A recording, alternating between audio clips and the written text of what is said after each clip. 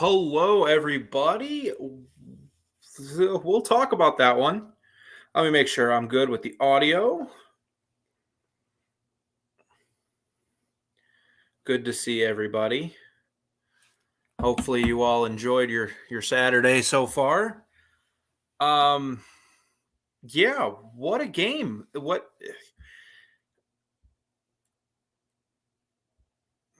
I don't know where to start with that one.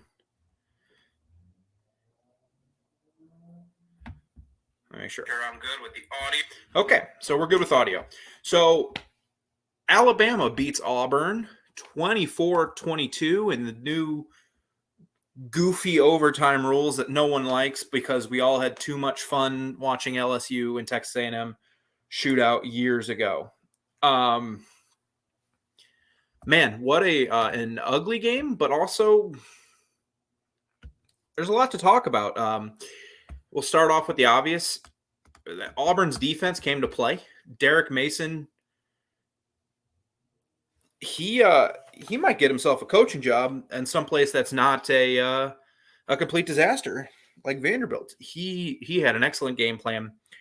Now he was aided by Jamison Williams being on punt, which is weird. And we'll talk about that. What a weird. I recognize he's on at every game, and then I watched today, and wow, whatever. Okay, so Alabama beats Auburn in 4 overtimes. I'm Zach Cornelius here with the voice of college football, Mark Rogers TV.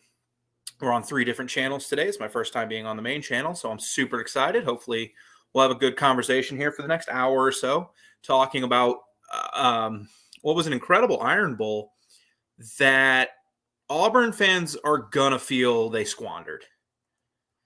They're going to feel like they squandered that one, and they probably did. There was a couple huge mistakes down the stretch that, man, you're going to look at Brian Harsin and Tank Bigsby and Derek Mason, who I just spent, couple seconds complimenting, are going to kick themselves. Let's get right into it. Alabama's game was saved. I see someone just commented it. Game was saved when Tank Bigsby went out of bounds with about a minute. I think it was a minute 47 left. Let me get my phone real quick because I have all these notes. About a minute 47 left. He goes out of bounds. Alabama gets to save their timeout. And the Auburn punter makes an incredible punt down at the where did Chapman down him at? The 2. So if you're the Auburn defense, you've been incredible all day.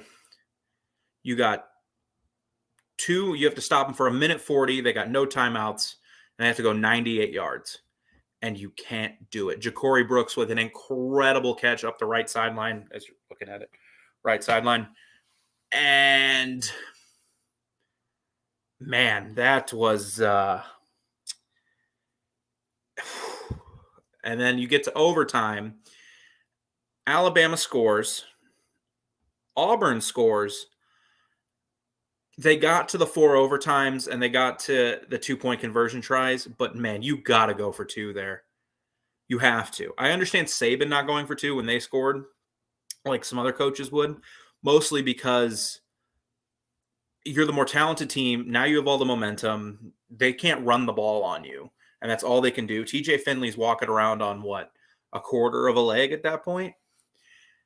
I understand them not going for 2, but man, you have to go for 2 if you're Auburn in that first overtime.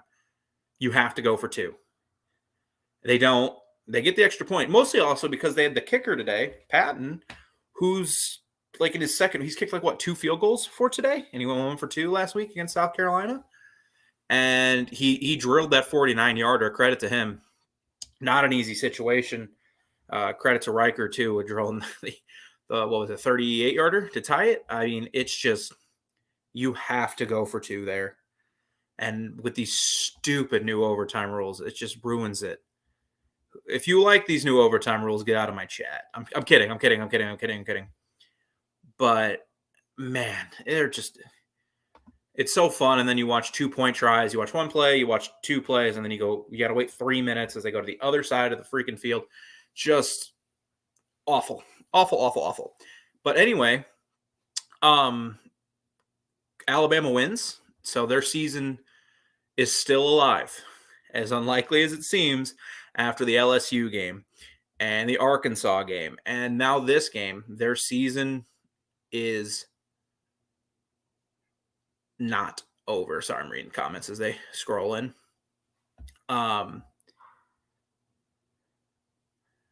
Just wow. I can't believe what I watched because I as you guys see, that I make some like it's really easy to make, but I start making some graphics.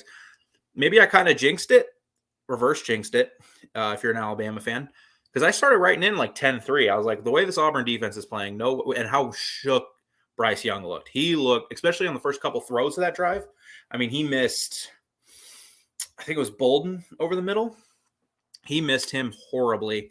And I'm like, there's no way Bryce Young can make this drive. And he did. John Mechie with an incredible day.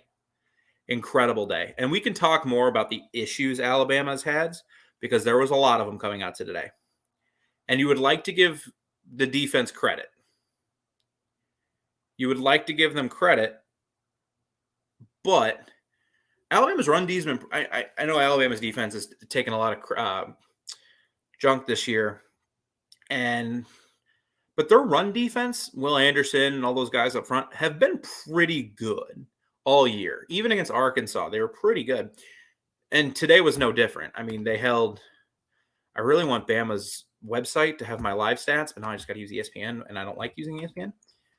But I tried getting on here quickly after the game. But Tank Bigsby was 2.2 yards per carry. I mean, Auburn as a team, 40 carries, 22 yards. And if you take away TJ Finley, 7 carries for negative 42 yards, it's still only 32 carries for 65 yards, which is less than 2 yards a carry. The run D was incredible today for Alabama.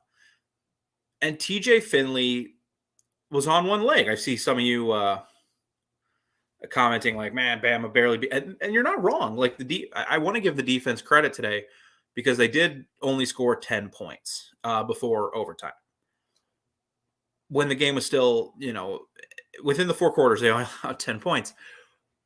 But and flip side, Derek Mason had a heck of a game too. Man, but like, what was Auburn going to do? They don't have any wide receivers. They can't run the ball. They have a quarterback that's on one leg. Their backup today was a kid from Bowling Green State who in 2019 started there and threw 6 touchdowns and 11 interceptions. Yeah, I see Jeff's comment here. Yeah, number 5 run D. Like it's not Georgia, but it's pretty close.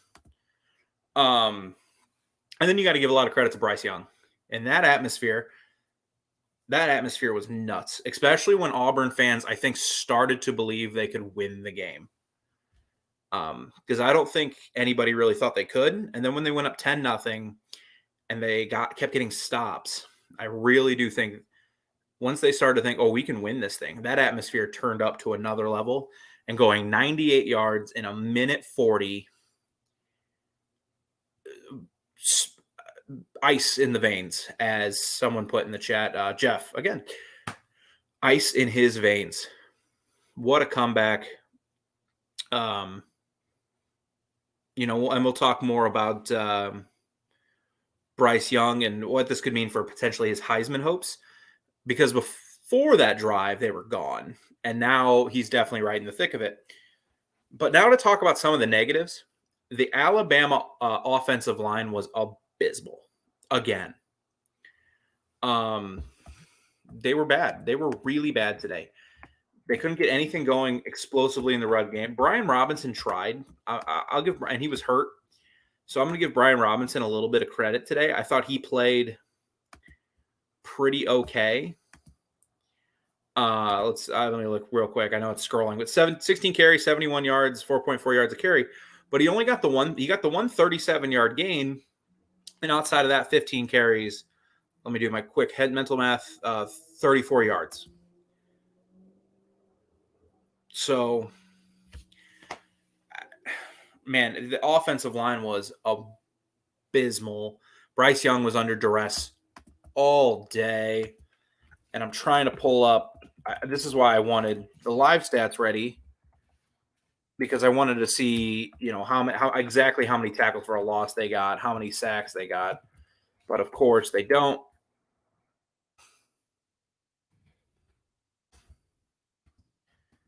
Because they need to upload it and do all the fun stuff that you have to do when you're a SID and doing live stats.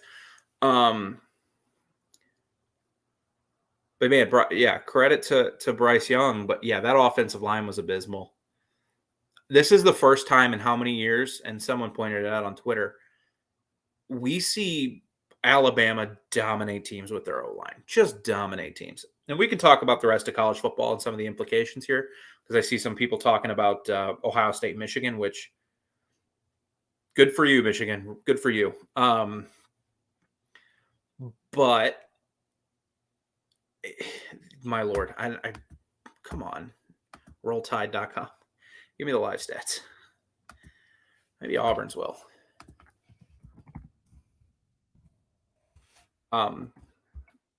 Just keep going on the offensive line. But give me your guys' thoughts, reactions.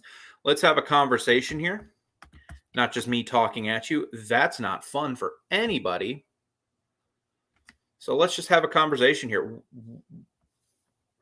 One of my banners I made, this was earlier in the game too. I was like, Bill O'Brien, what was your plan today?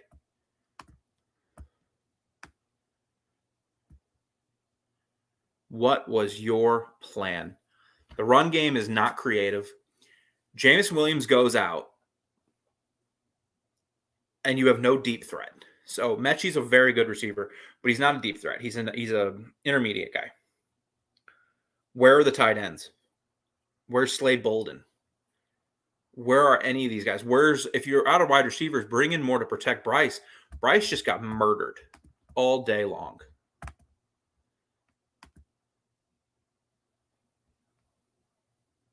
I want to see stats, please. There we go. Auburn has it. Let's go. Thank you, Auburn. But what is there really to say about Bill O'Brien? I mean, I know Alabama fans now want him gone. They want him gone, and I don't blame them. Last week it was, we need to fire the defensive coordinator. This week, we need to fire Bill O'Brien. And I seem to agree with Brian. And people have been giving Bryce some credit in the comments, and I want to too. He's not had it on easy mode. Mac Jones, as great as he was and how good he looks in the NFL, had it on easy mode. He had some great wide receivers. He had Najee Harris. He really did have it on easy mode. Tua had it on easy mode a lot. Bryce does not have it on easy mode. Is Jameson Williams, who got kicked out of the game because he's on punt again. Why is he on the punt? I know maybe early in the season you don't quite know what you have in him. So, you put him out there. But once it's clear, I mean, he's a Biletnikoff finalist, and he's on punt. I don't get it. Even individual stats, defense.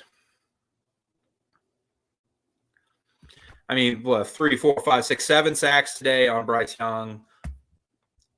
Just an awesome day for some of these guys. Tackles for a loss, 5, 7, 8, 9, 10 tackles for a loss. The Alabama offensive line is just not capable. But, man, Bryce Young has not had it on easy mode, and he's been incredible this year. He's been incredible. But let's get to some of these comments. Okay. Wobbly 4 seed, not being. If they lose to Georgia, they're out. And you can't have really any confidence in Alabama right now winning that game. Grab my drink. If they lose that game, they're out. Their best hope is that their defense keeps it kind of close, which I think they can, because Stetson Bennett has been very efficient this year. But when he can't rely on his run game, and he's playing a talented defense. I know, like, a couple games the Georgia run game wasn't great. Like, who was it? Mizzou, I think, shut him down for a little bit. And Stetson Bennett just lit them up because, it's Missouri. I don't think he'll be able to do that against Alabama. So their best hope is that their defense really keeps them in it, and they can maybe get a defensive score, a special team score. That's going to have how they're going to have to do it. Yeah, no, of course he's on special teams for his speed, but you can't have another guy. There's not another fast guy on the team that can make tackles on punt. You're risking injury.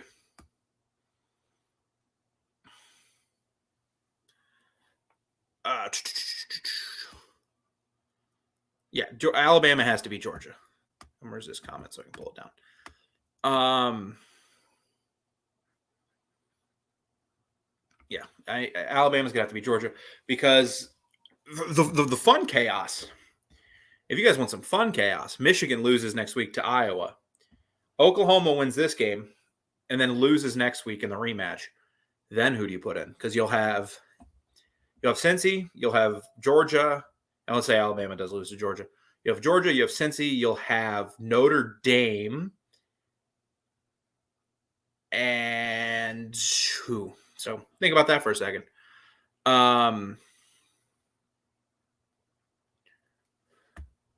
Yep, as I just talked about, Stetson Bennett is not worthy. Bama crushes Bennett. I don't know. Bennett's going to have to play well. He's going to have to play pretty well for if Georgia's going to crush Alabama, because Alabama's run D is really good. It's 5th in the country. So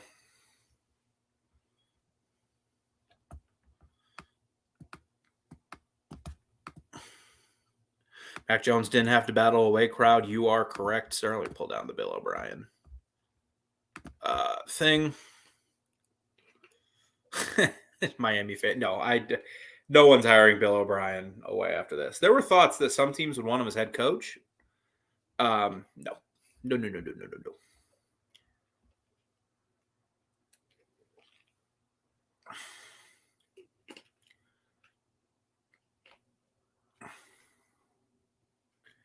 A lot of Bama got bailed out. Bailed out to me always seems like refs made a huge mark on it. I don't think the refs made a huge mark on today's game. They did get fortunate that Tank Bigsby, if some of the older crowd in here, Marion Barbered it. If anyone remembers that reference. And they made plays. I mean, I know a lot of people are going to harp on Tank Bigsby, especially Gary Danielson, who just wouldn't shut up about it. But I mean, Alabama had to go 98 yards in a minute 40 with no timeouts, and they did it. Especially and they looked really shaky for a couple plays. Where it's like, oh man, I don't know about that one. What the heck, ESPN, are you telling me right now? There it is. 12 plays, 97 yards in a minute. What they had done so well is not letting anything behind them.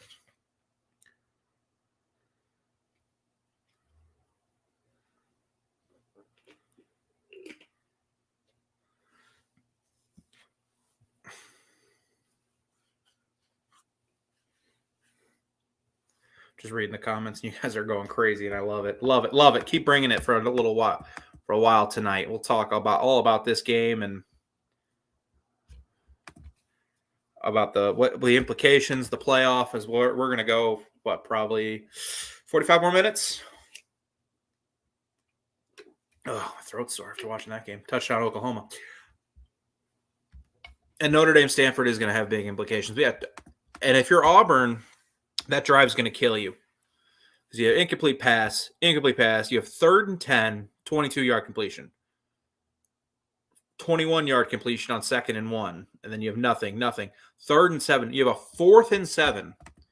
You have to make one play, and you'll have knocked off Alabama. For the 3rd straight time on the Plains, for the 4th time in 5 tries on 5 plays,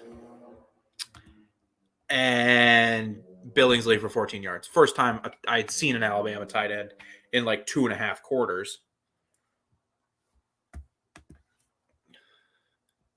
And then on a 3rd and 10 gets a touchdown. When I saw that ball get lofted, it felt like time froze because the ball was hung up in the air for so long, and credit Brooks, man, that was a heck of a catch. So then we get to overtime. Touchdown, Alabama. They had no issues getting that touchdown, none whatsoever. And then Landon King with what Nestler was talking about it, fourth string tight end. It's like that kid from Kansas making the fullback making that play, and for some reason, and I'm going to harp on this, like, why are you kicking the field goal? Why? Go for two. What do you have to lose? If you're Brian Harsin, what do you have to lose? If the game keeps going, you're probably going to lose because you're less talented and you're playing on a quarterback. You're playing a quarterback with one leg. One leg. And you can't run the ball. So you're at the 3-yard line. You're not even running it for 2 yards of carry. 2 yards of carry is falling forward. And you haven't been able to do that all game. What are you doing? And you just kick a field. Like, trying to improve your bull slot. There's no real difference in 7 and 5 and 6 and 6. Just can't. I don't understand that decision from Auburn. I don't get it. You saw Elijah Drinkwitz last week of Missouri, less talented team, got some momentum, went for 2. You just see it, and I don't understand it. No, I don't think. We talked about it against LSU. We've talked about it against some other teams that their offensive line is it's not very good, and it's getting to be too late. And now you have 1 week to prep for those monsters, those freaks, Jordan Davis and the like. Man,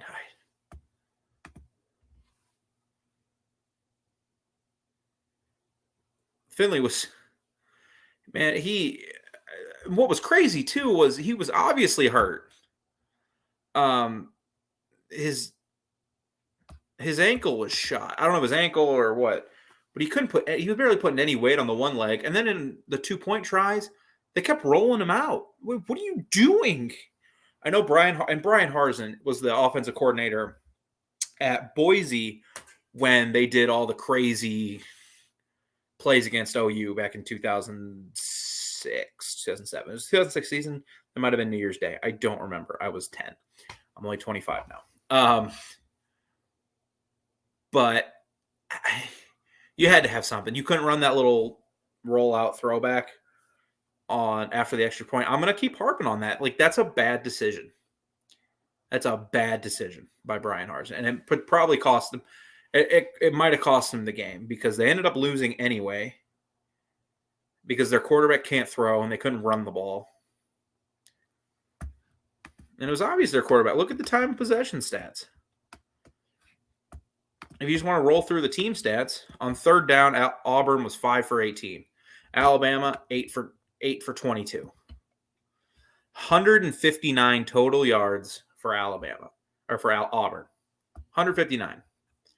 And you had a chance to win the game. Obviously, you're getting outplayed. You really are. Like, you're getting some stops, and your defense is playing really hard, and they're making key plays.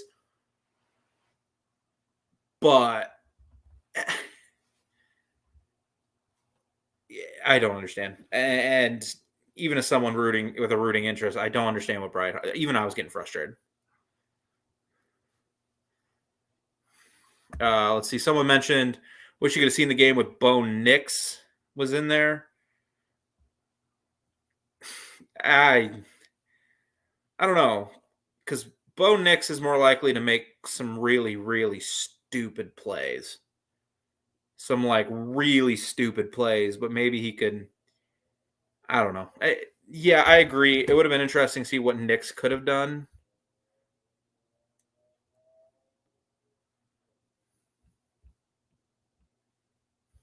But I don't know about Bo Nix. But Alabama won't be number 3.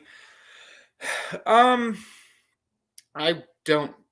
Sorry, sound like Kermit the Frog. I think Michigan will jump them. Michigan does what it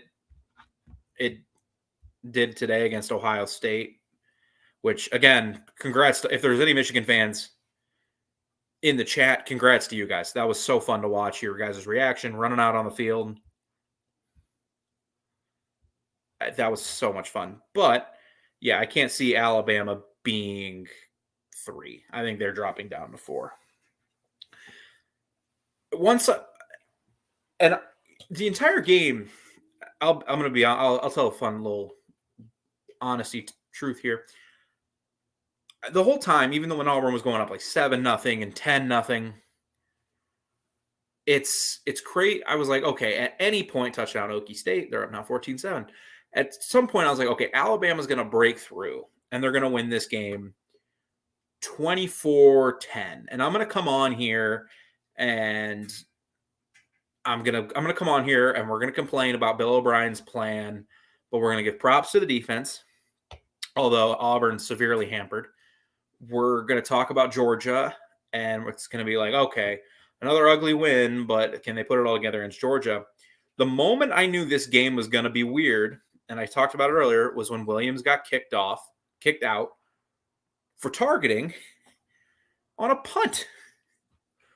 And I know, oh, he's fast. That's why he's on punt. That's great. Once he's a Biletnikoff finalist, get him off the punt team. I'm sure somebody else can make a tackle.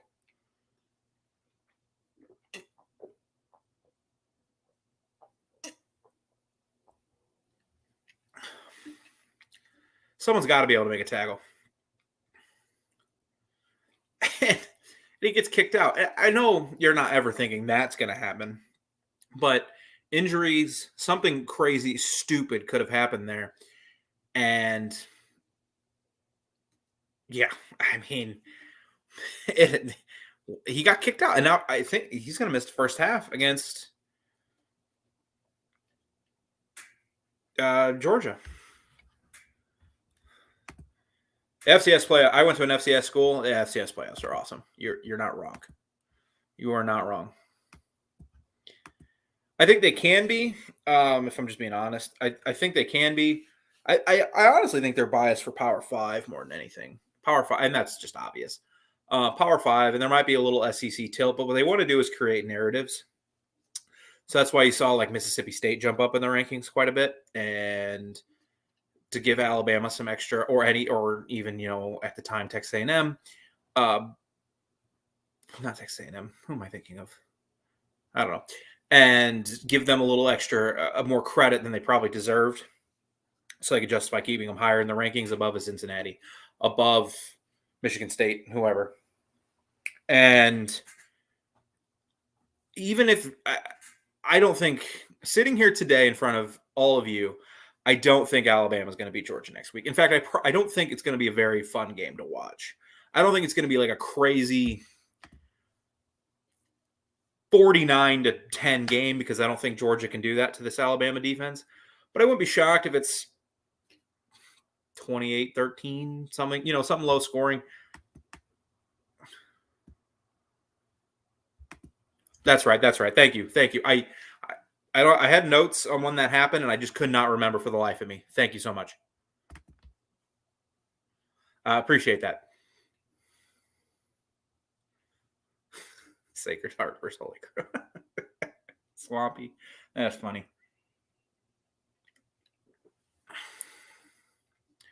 Committee just cares about matchups once it gets to top 4. True.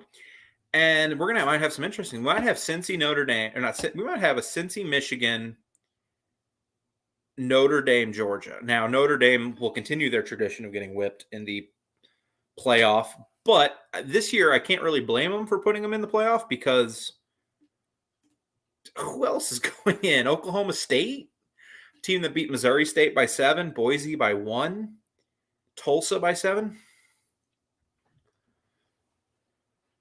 Man. Over under 3.5 sacks for Jordan Davis. I don't think Jordan Davis will get any sacks. I don't think he can chase down Bryce Young. But over under tackles for a loss from caving in the middle of the Alabama offensive line and getting Brian Robinson or Trey Sanders. 2, 3, 4, 5. I don't know.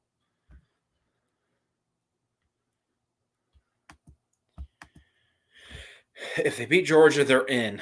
Yeah, probably. I mean, I don't think anybody here will.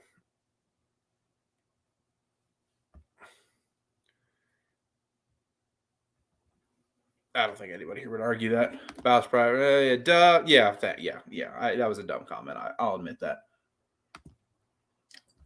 It shouldn't be that. No, if only we had a way to prove who was better, Cincinnati or Notre Dame. If only we had a way for these two teams to prove who was better on a football field.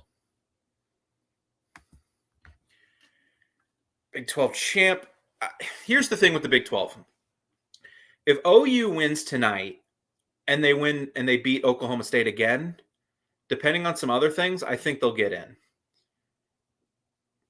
But if it's Okie State, and Oklahoma State's defense is really good. It's really good. But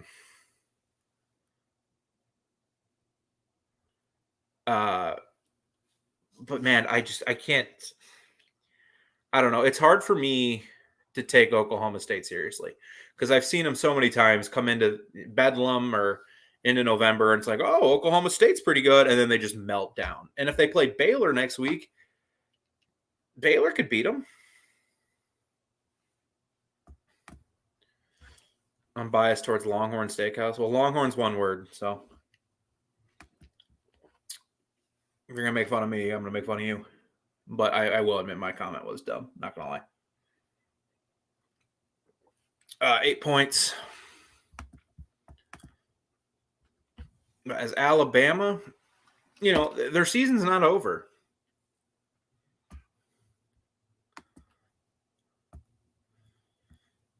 Okie State Final Four can happen. I agree, it can happen. Because if they put a beating on Oklahoma tonight and they put a beating on them next week, don't doubt the committee's ability to try and get them in there above Cincinnati.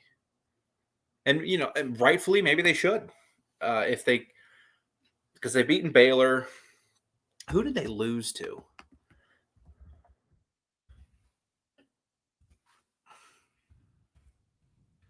They beat Texas.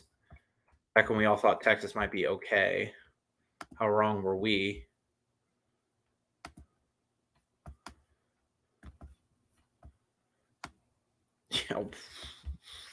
Greatly wrong were we? Let's see anymore. Rumor has it Lincoln Riley going to LSU. Well, that number is going to start with a 1, his contract. And it's not going to end with a 0. So I don't know. I saw the thing where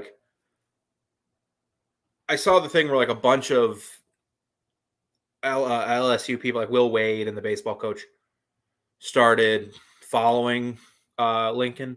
I think they're just kind of hearing the same things we are, that they're hearing the same things, that like he might get hired. I don't know why he would leave Oklahoma. I wouldn't if I was him, and LSU's a heck of a program. But you have a freshman quarterback, you have good recruiting classes coming in, you're about to leave for the SEC. I mean, but if LSU's handing you a blank check, I understand. And I'm going to keep working to see who Oklahoma State lost to, because I am failing to remember. Oh, that's right. They lost to, of course they lost to Iowa State. Who doesn't lose in Ames when they're, especially Oklahoma State? Jimbo Fisher on my mouth. Is he a top 4 coach in the game right now? Saban, Dabo.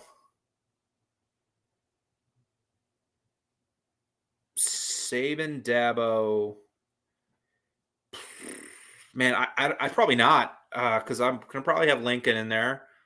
I'm going to have Brian Kelly in there. I know we all no one likes Brian Kelly, but results speak for themselves. Brian Kelly. And then, I mean, you're going to have Kirby up there. You're going to have some other guys. So I don't know. No, I'm going to say no, but he's obviously an elite coach. I mean, you don't win a national championship, even with that talent they had. That 13 Florida State team was ridiculous. Miracle. 7 points, Auburn. Was able to hang with them for so long. Let me hide that comment.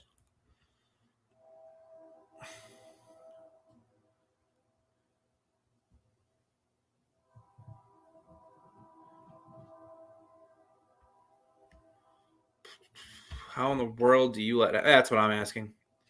How do you let them go 90 yards? That's what's going to kick them. And Derek Mason had a heck of a day. His game plan was excellent, much like Mike McDonald's was at Michigan today.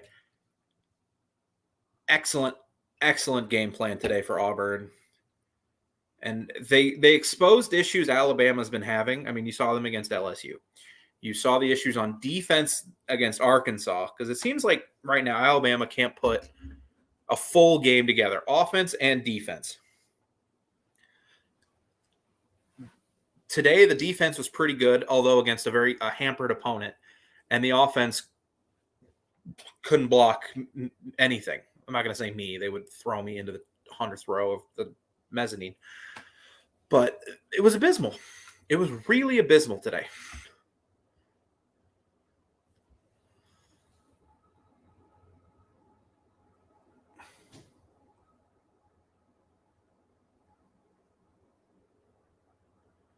Let me see here. I think I'm missing quite a bit because you guys are just going crazy in the chat. And while I do love that, I just miss a bunch. Are we talking about Lincoln Riley and Jimbo still? Are we talking about the LSU job? Because I don't know. Because apparently, according to I want to source them, but somebody on Twitter with a check mark, reputable source, Billy Napier is the leading option at Florida, which isn't surprising. Billy Napier is a really good coach. However, if he's the option at Florida, it's weird that there has to be some reason LSU doesn't want him. And maybe that's because Scott Woodward wants to make a splash hire, but who's left to make that splash hire unless it's Jimbo Fisher, unless it's Lincoln Riley? Then there's not a lot of options. Mel Tucker's not going anywhere. James Franklin, you won one anyway right now after a 7-5 season. There's no one really out there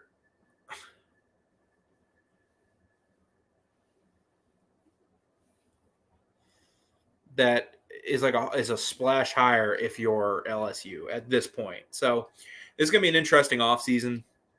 There's a lot of teams that need coaches, a lot of good programs that need coaches. Oklahoma has all the money in the world if they want to bring OU back or Lincoln back. But if LSU offers, if LSU offers 13 mil, 12 mil, can Oklahoma match that? And if Lincoln Riley's getting 12 mil at LSU, what is Nick Saban going to ask for his AD? License to kill, maybe? At that point, I don't know. Get the full James Bond access.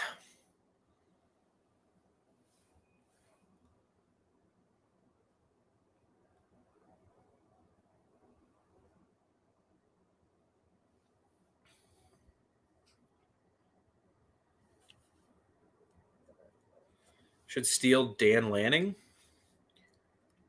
Dan Lanning's a heck of a coach. I don't know.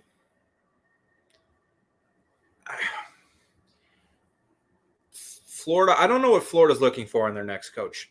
I'll be honest, because it doesn't seem like they're okay with not making they're okay with not winning the press conference. It seems, you know what I mean? Like LSU seems determined to win that opening press conference.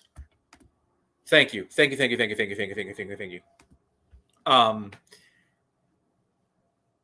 want to win that opening press conference. They want to bring their guy on stage, and the guy's going to say a couple things witty, and they're going to go, "Hey, look at that!" And everyone's going to get excited. Where Florida doesn't seem like they're okay with bringing a guy. He's going to say some really boring things, and then he's going to go out and recruit his butt off, which is the first thing Florida needs.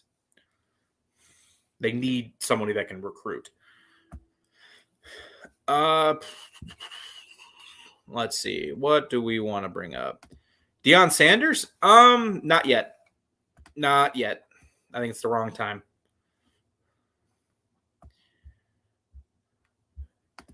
Yeah, that Mel Tucker extension, I didn't understand. Is that a shot at me, Chase? Come on, man. We're all friends here. I'm just here to talk football. I don't care. I could talk to football to myself in the shower. I say that every week, but you're not here every week. Tennessee beat Vanderbilt. No one's impressed. But good for Tennessee. 7-5 seasons, nothing to sneeze at. But going back to this game, The Alabama offensive line against Georgia, how many times has that been said that that's going to be a mismatch? Bill O'Brien's going to have to come up with something creative just to make the Alabama run game a threat, because it's not a threat most of the time. USC, no clue. I think they're banking on Dave Aranda. And if Dave Aranda doesn't come, and apparently Dave Aranda's really comfortable in Waco, he's done a heck of a job this year. Then I see Eric right above it, mentioned Campbell. So I don't know. I don't know. Does Florida State fire their coach? No. Earlier in the year, I would have said yes.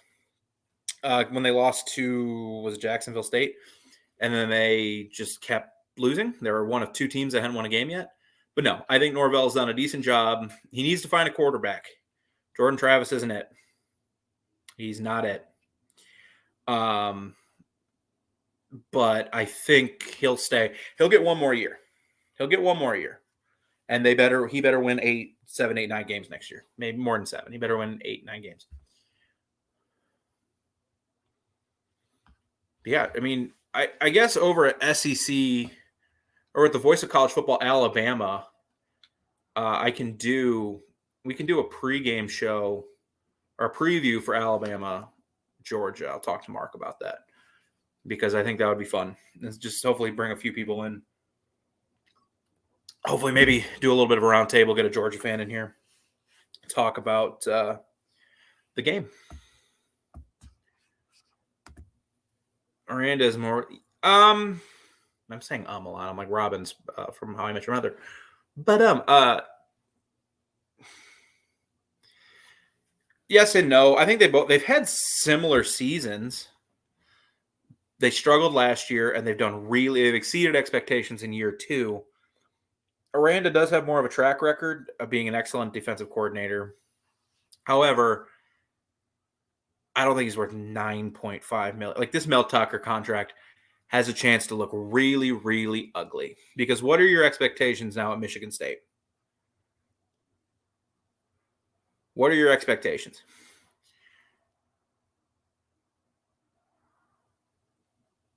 Are your expectations to win 10 games every year? Because that's not going to happen. Especially since you're playing Ohio State every year, who proved they're better than you. He's done a decent job recruiting. I think his class is in the top 20, and he relied a lot on transfers this year. So he needs to show that he can develop. So I don't know. Agree. Fickle for USC. Let's see. Eric Campbell, what did you comment? I know that was Thomas. Eric, LSU. Apparently, if you're talking about LSU, Florida, whoever, apparently Fickle. I think he's been pretty quiet for a reason, because I'm pretty sure from what we've read, Fickle's okay with staying at Cincy because he's about to get Power 5 money and wants to wait and see if Ryan Day leaves Ohio State, what happens maybe at some other Big Ten jobs. Not Michigan State. He's already turned that job down. He's got a bunch of kids. He's got a bunch of newborns. I think what Bruce Feldman's talked about is he doesn't want to leave the Midwest at this time.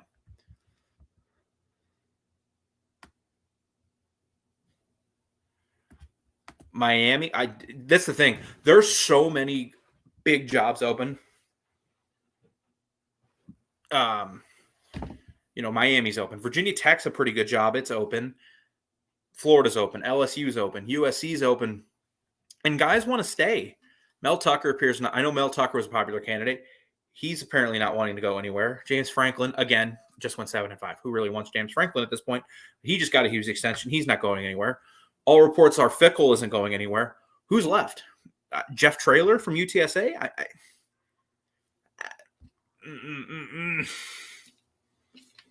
I don't know. I don't know if Miami will fire Manny Diaz.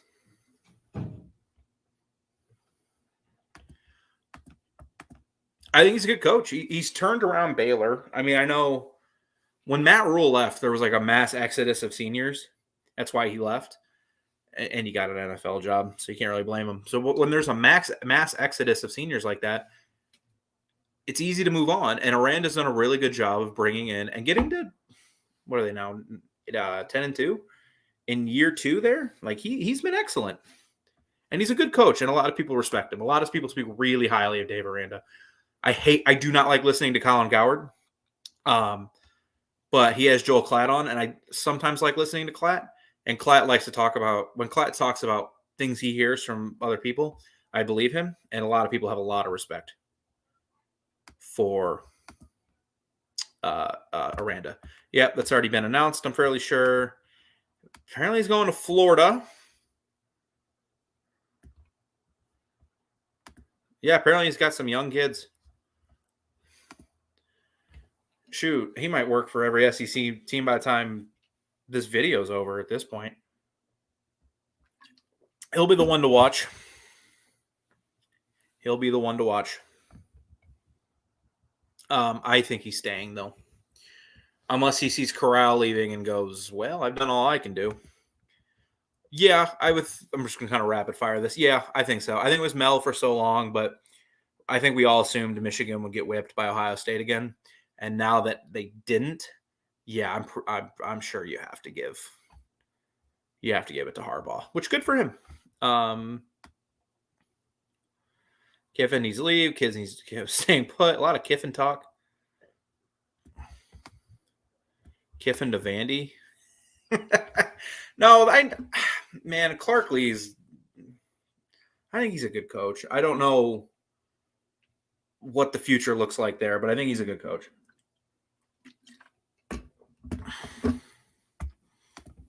Which is weird. I'm glad you brought that up.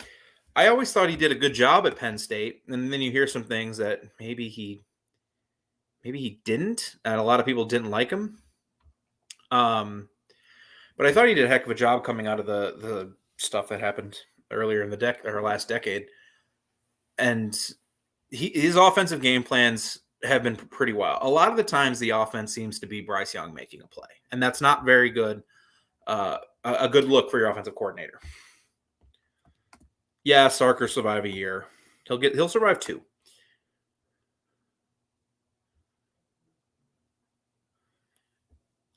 Sark will survive. It's not going to be a fun offseason for him. He'll survive.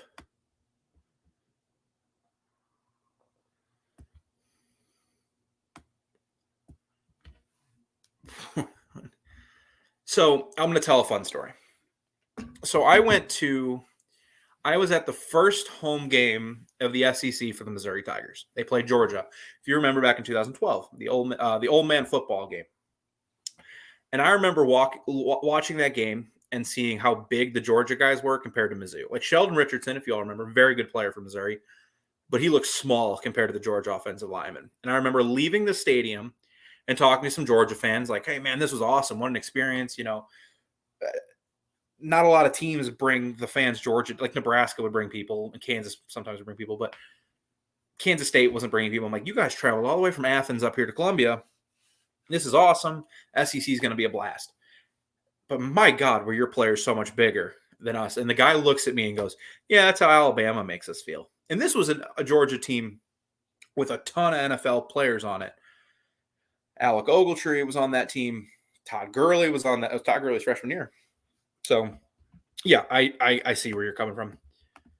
Maybe this year, because I don't think Lebby will get any of the premier openings you see, but those premier openings are going to leave other openings, and Oklahoma ties it. Those premier openings are going to leave other openings, and I think that's when Lebby will get his shot.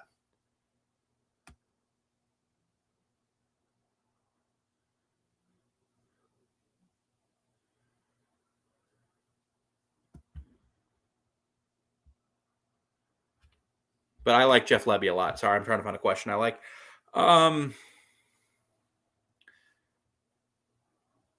They didn't make them less important, but it made it harder to recruit. So these last couple classes are going to be weird. They're just going to be hard to judge. It's really going to have to be on development. No, I don't think he gets Quinn Ewers. I think Quinn Ewers is going to Auburn or he's going to Tennessee if he transfers. He decommitted from Texas. I don't think Texas wants him back, although they could use him because Hudson Card and Casey Thompson do not appear to be it. Thoughts when LSU beats A&M? What's the score of that game? I got Oklahoma on TV1, and it's 17-7 at half. I don't know. I have to look at what happened.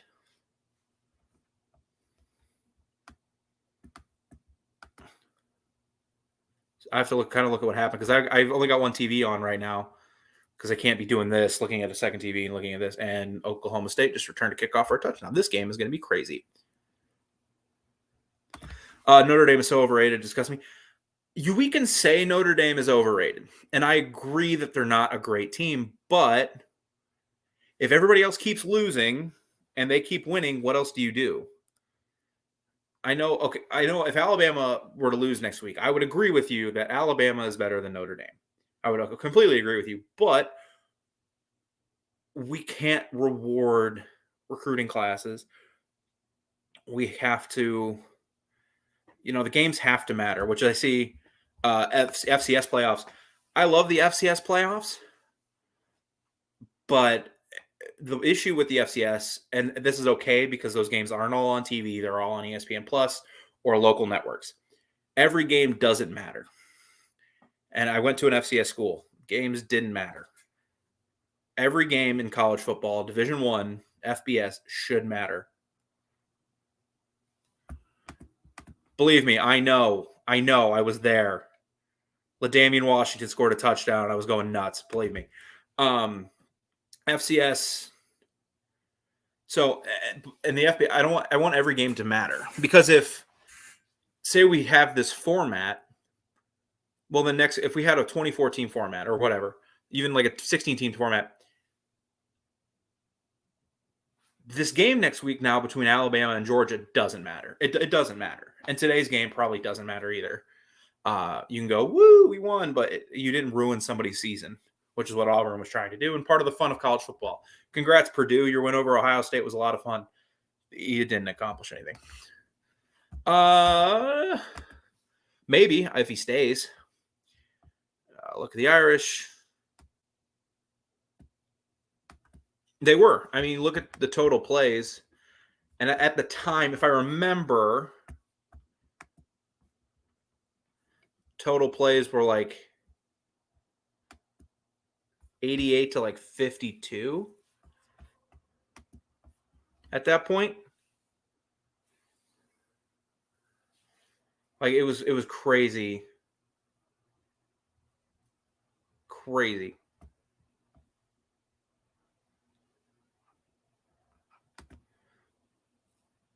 Yeah, it's not a completely fair system, but every game should matter. That's why I also don't love automatic conference. If you win your conference, you're in, because then the non-con doesn't matter.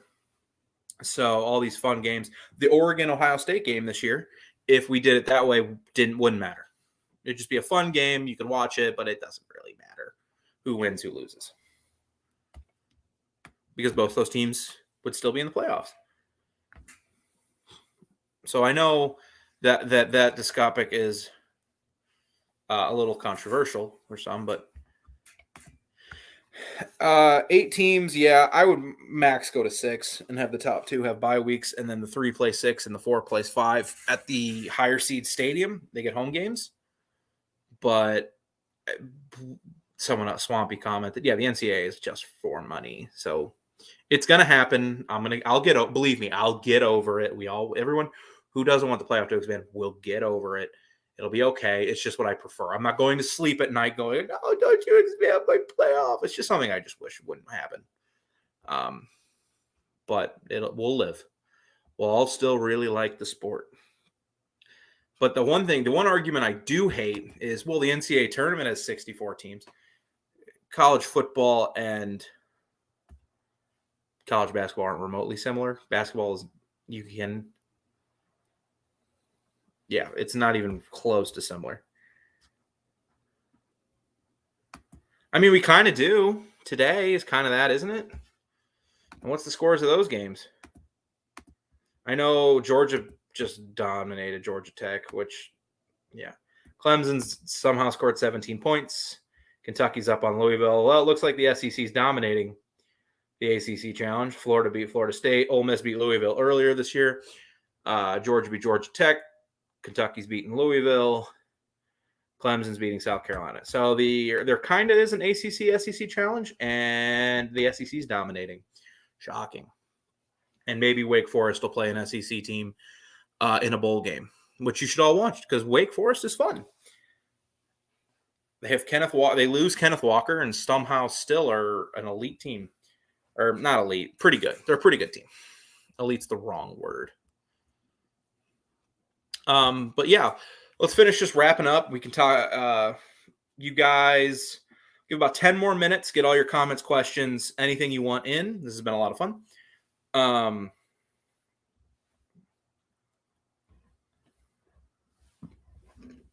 And I'll get to everything I can, and we'll start wrapping things up before too long. But this has been a lot of fun. Thanks, guys.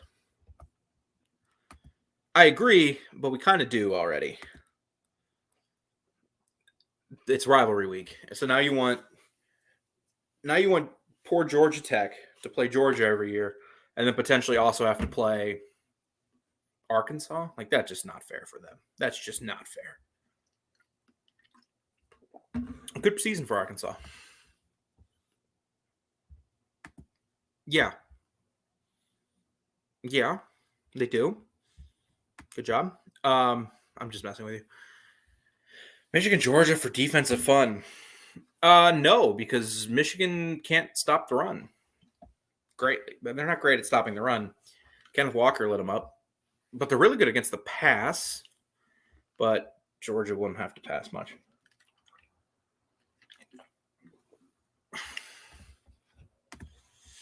Isn't the Big Ten Championship always the night game? Because isn't it Pac-12 Friday, Big 12 Saturday morning, SEC Saturday afternoon, Big 10 on Fox at night, ACC on ESPN at night. Which I'm sure ESPN and Fox are delighted that it's not Michigan, Wisconsin, and that it's Wake Forest, Pitt. I'm sure they're over the moon about those matchups. Honestly, not shaping up to be a great ride. Unless Alabama makes it again. Utah, Oregon could be fun. But I'm in the night games don't look fun. The first three look cool. They're a fraudulent team. I've said that all year. They're a fraudulent team. And they're just not fun to watch. Now, credit to them for winning a lot of games. I mean, every year you look up and Iowa's the 19th ranked team in the country and they're 8-4. So congrats to them. But yeah, they're boring. But you'll take wins when you get them. So congrats to them. So yeah, your options next Saturday night are going to be probably, if it's the same schedule it is every year, Wake Forest, Pitt, which could be fun. That's going to be a lot of points because Kenny Pickett is a really good quarterback, and so is Sam Hartman. And yeah. Are we calling our shot? Where do they go? The ACC? They're not going to the SEC. Because at least Oklahoma and Texas have like basketball programs that are halfway decent. I mean, Oklahoma made the tournament, or I think both of them made the tournament last year. Did Texas make the tournament? But they did hire Chris Beard, and they have a heck of a team this year, it appears. So I don't know where Penn State's going. Doesn't Joel have the same take I do, which is I hate expansion? I don't really remember. Texans need to draft every position on the field possible, except running back. Don't take a running back. I mean, yeah, you could take Kenny Pickett. They still have Laramie Tunsil to play tackle to protect him. So, yeah, quarterback would be a fine pick. But I don't know. This is a weak quarterback class. This is a really, really, really weak. I don't know about Sam Hartman. We'll see. I like Sam Hartman, though. He's a lot of fun to watch. They were. That's true.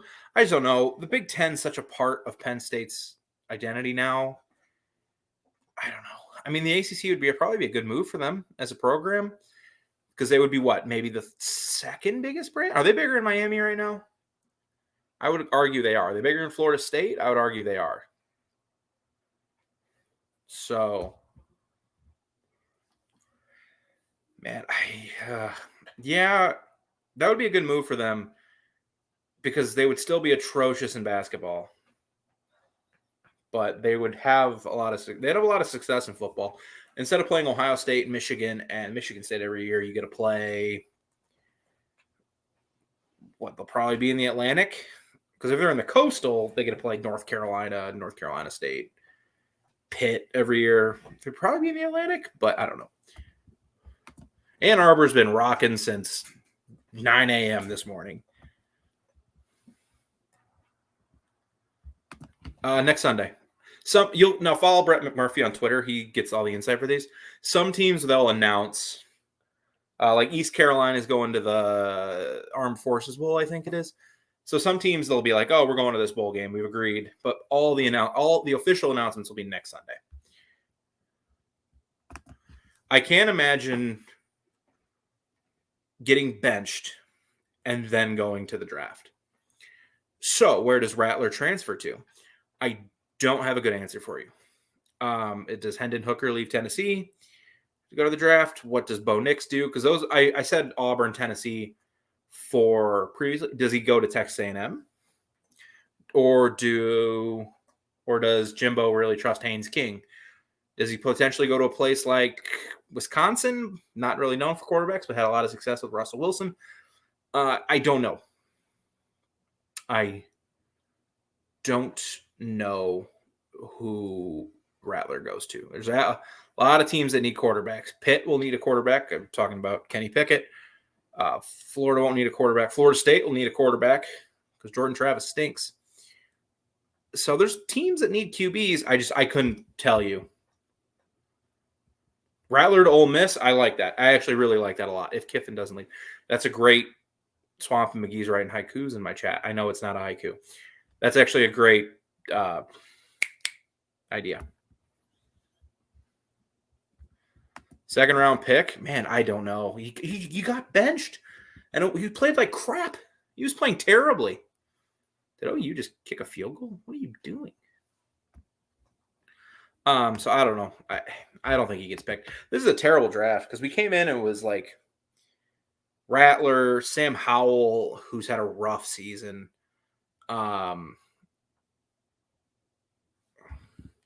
did see Dylan Gabriel enter the portal. He'll be an interesting one.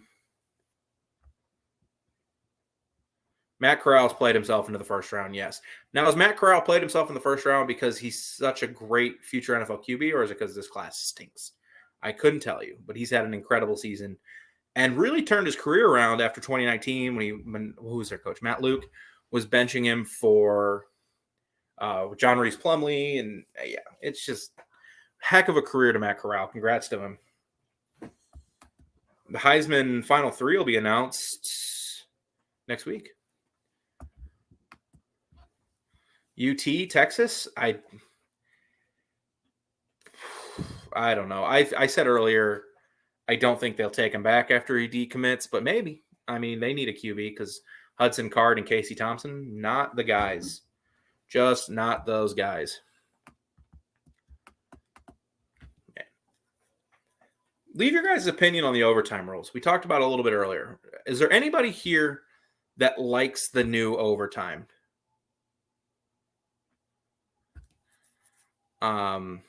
Will Rogers? No. Will Rogers had a heck of a year, but he put up numbers with Mike Leach. Okay, cool. Will Rogers has a bright future at Mississippi State, but he needs to be more than what he's shown. Because right now he's just shown to be, and I can't even remember some of these Texas Tech quarterbacks from like Seth Dagey. You know, that kind of guy. Okay, so we got one that likes the overtime rules. Why? It's not fun to watch.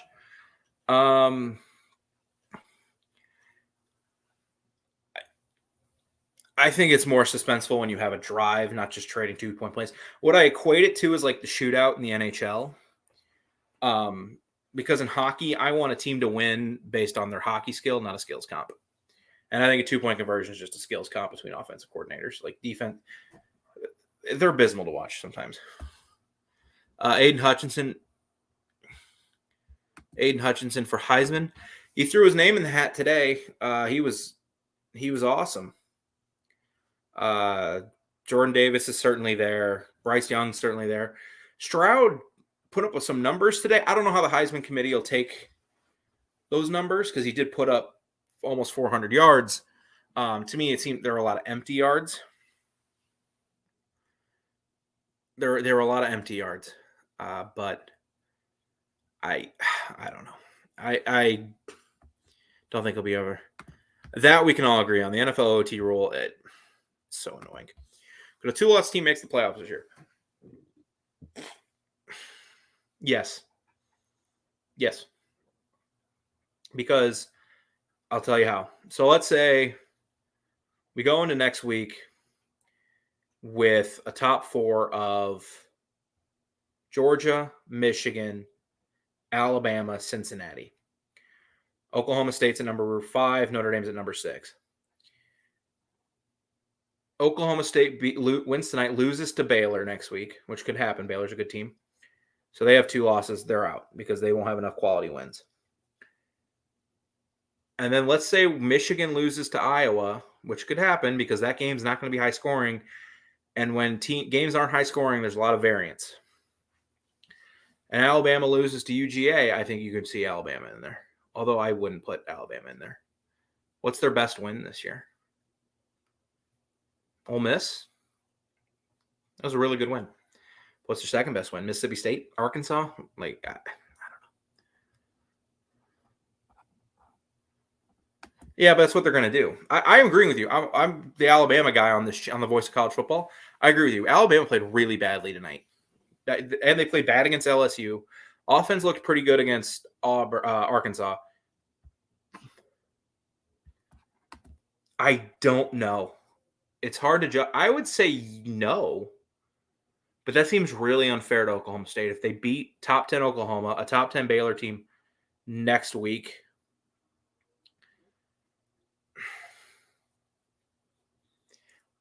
I think they would get in over Notre Dame. But I think they're going to need some help. So, again, let's go through the scenarios. So you got Georgia, Michigan, Alabama, Cincy. If Alabama loses and knocks them out, then yeah, I mean, maybe it's going to be a debate. So I would say no, because it's not one of those things where if Oklahoma State wins out, they're in. Yes, Aiden Hutchinson had an incredible season. I just don't know if they'll give it to a high defensive player. And if they were to give it to a defensive player, Jordan Davis and Will Anderson would really be high on that list as well.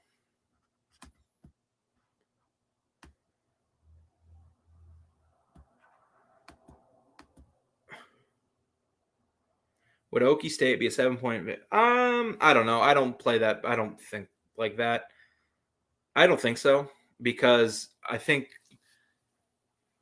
who's better, Oklahoma State or Notre Dame?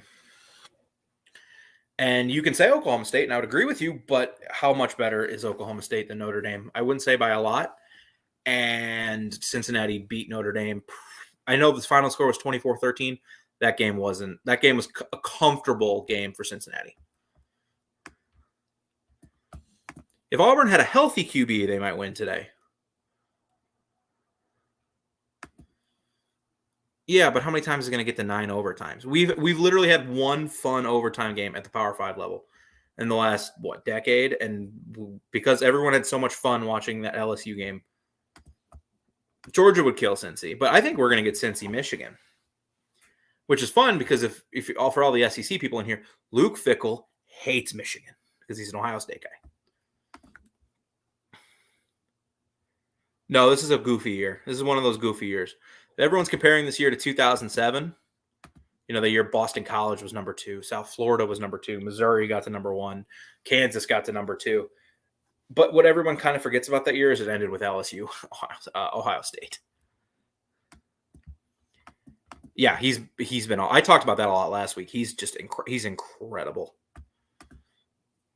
And I see people complaining about TV ratings. Why do you care?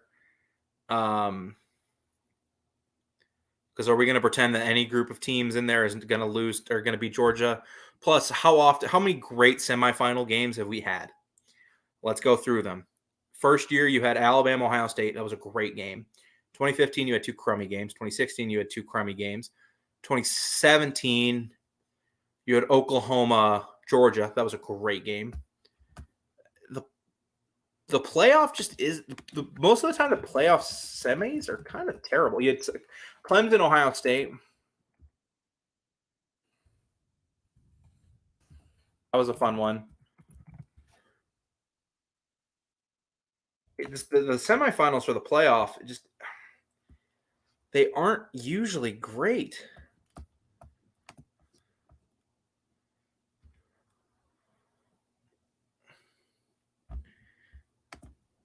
I don't know because and I've been trying to defend Cincy here, but because of the teams they play, I don't know. Now we'll see against Houston because Houston's pretty good.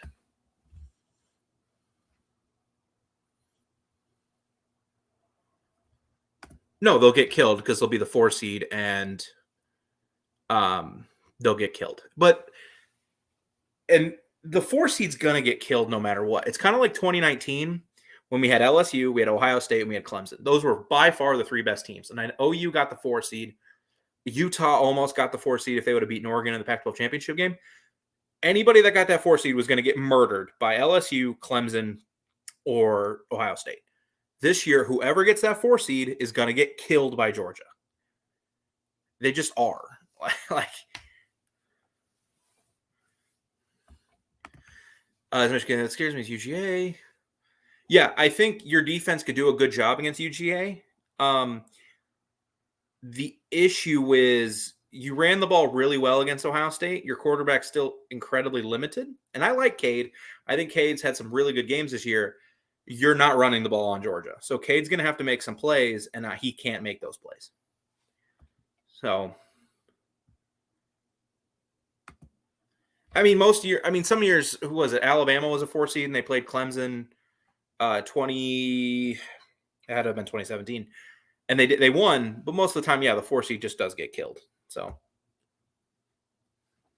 I know, incredible analysis by me, but the 4 seed, whoever it is they're just going to get shoved into the ground. I mean, and it could be whoever. I don't think it'll be Cincy though. I think Cincy's going to get a top 3. Man, if you remember that game, that wasn't on Baker. That game was on Lincoln. Lincoln made a lot of. That was a crappy game by Lincoln in the fourth quarter. Fair. If Alabama beats Georgia, no, then Michigan's the 1. Maybe actually, no, I don't know. I think Georgia is pretty much the guaranteed 1 seed, unless Alabama kills them, and it's like a 31-13 or like a 28-13, 24-13. Like, unless Alabama wins by double digits and it doesn't feel that close, I think Georgia's your 1 seed. They're going to get top 3. They'll get top 3. I mean, who else is for the number 4? Cincy, Notre Dame? Well, they already beat Notre Dame. Oklahoma State, they're better than Oklahoma State. Yeah, I'm completely serious. Who else who's gonna jump them? If Alabama were to lose. This is again a hypothesis on Alabama losing next week. If they're gonna lose, who jumps them?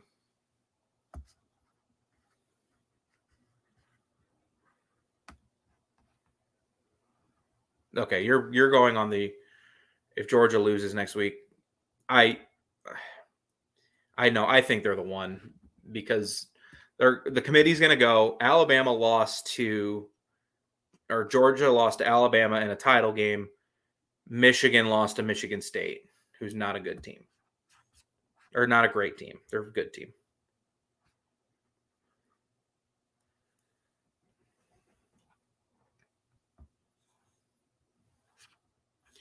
Michigan's easily number 2 after today. Tough to argue with that. They certainly are number 2. I really wanted Wisconsin to win. I thought that rematch would be fun. Over Cincy, the team Cincinnati beat in Notre Dame. Notre Dame has nothing on Cincy. Well, it does, unfortunately. I'm getting a little snarky. Yeah, that's not nice. Yeah, unfortunately, it does. And it should matter. I mean, no. All playoff semifinal games suck. Like, for the most part. I mean, you've had a couple good ones. For the most part, they stink.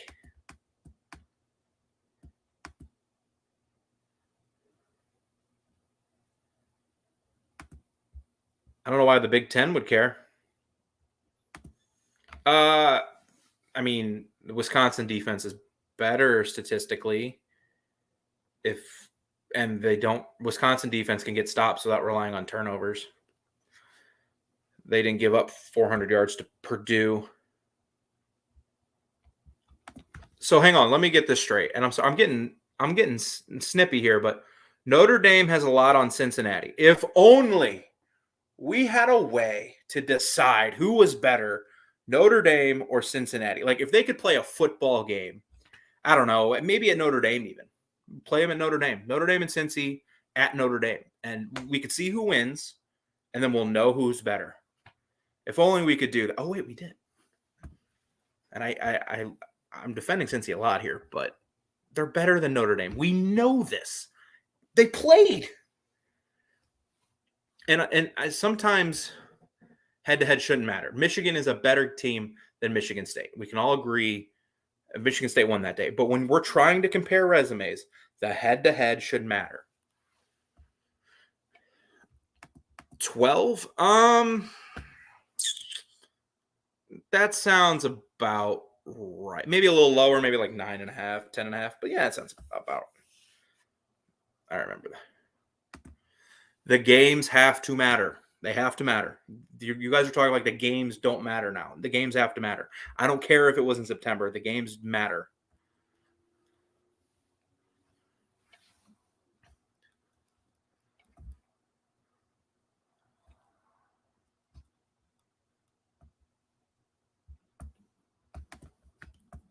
It's ridiculous that we're talking about making the games not matter. This is how crazy things happen.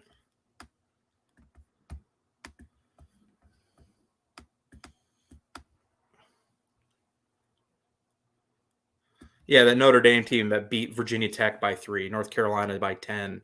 Ooh, they beat up on Navy. Beat UVA, beat up on Georgia Tech. Cool.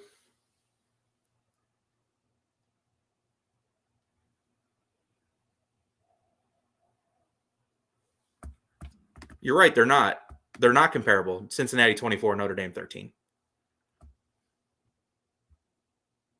You're right. You're right. We do have a way to. They're not comparable because Notre Dame's better, or not Notre Dame. Cincinnati's better. I can pull up the stats right here.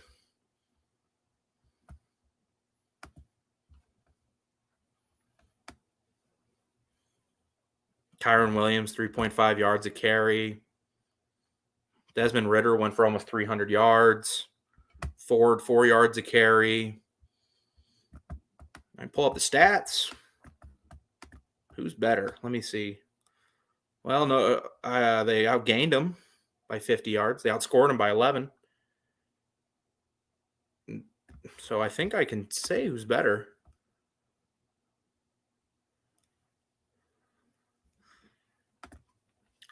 You asked earlier if Oklahoma State controls their own destiny.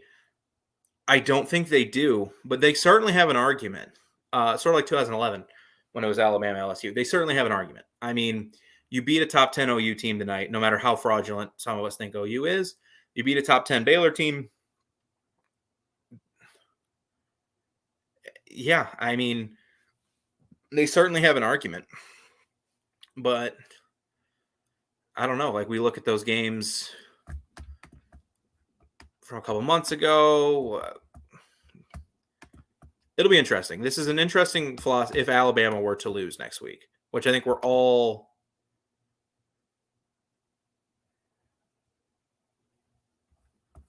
Well, then the system's stupid. I mean, I'm not. I am getting snippy with you, and I do apologize for that. That's mean of me. But then the system's dumb. No, they never do rematches in bowl games.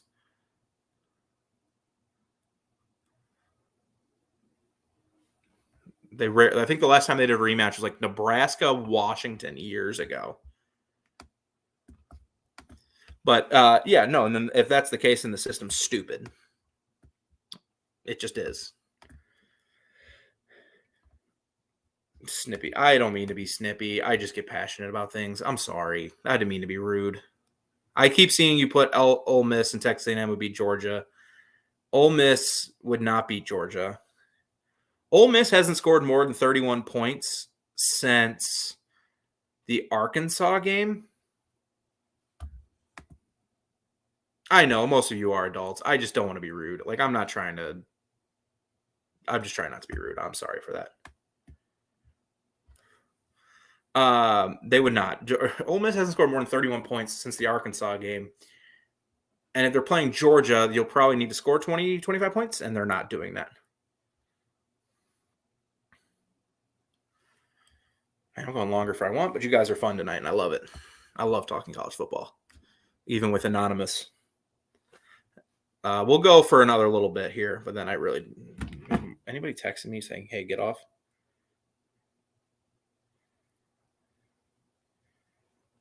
No one's texting me to get off, so I'm going to keep going. America wants Gators versus Canes in the Gasparilla Bowl. Sure. Van Dyke's been a good quarterback for mine. They've had him found something in that kid after Derek King didn't play so well in his 6th year of eligibility. That man's my age. Or is he a year younger than me, I think. Thanks, man. We'll keep going for a little bit because Mark he's texted me in the past, I need to get off. And that's what's been with like 6 people watching. He's been like, hey, get off because people need to go. But I didn't realize you could do multiple simulcasts on one channel. So I'm going to keep going because I'm having a lot of fun. And we're almost at halftime. So Iowa over Wisconsin. I wouldn't. Iowa doesn't have the running game Wisconsin does.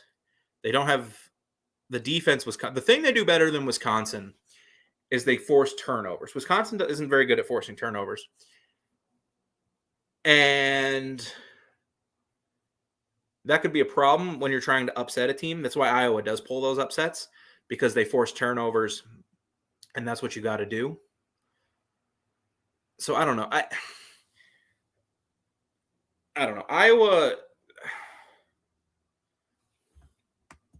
I'm so excited for Spider-Man.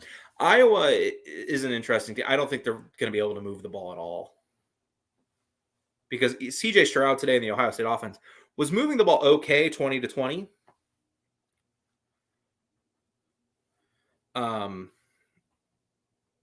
So I don't know.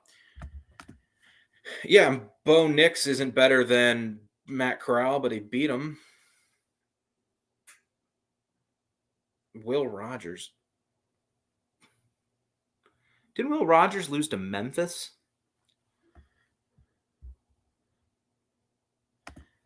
Yeah, I really wanted Wisconsin to win that game, just because I think Wisconsin's found something since they lost to Michigan and they were 1-3. I think they've found play. I think they found a system that works. Now, that won't work for them to win like a national title, but to get a lot of wins this year. And that Braylon Allen kid, Jonathan Taylor was great. Melvin Gordon was great. He's the next one. Someone commented 4.5.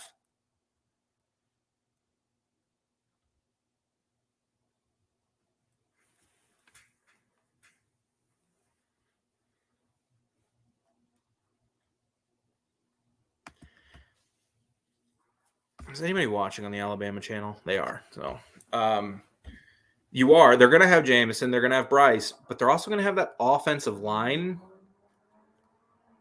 who got caved in by Auburn, got caved in by LSU, got caved in by Florida.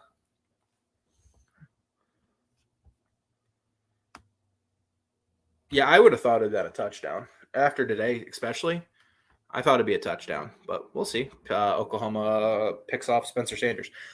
That's also the reason I guess I don't love Oklahoma State is I don't love their quarterback. Like I think Stetson Bennett, Desmond Ritter, Bryce Young, obviously.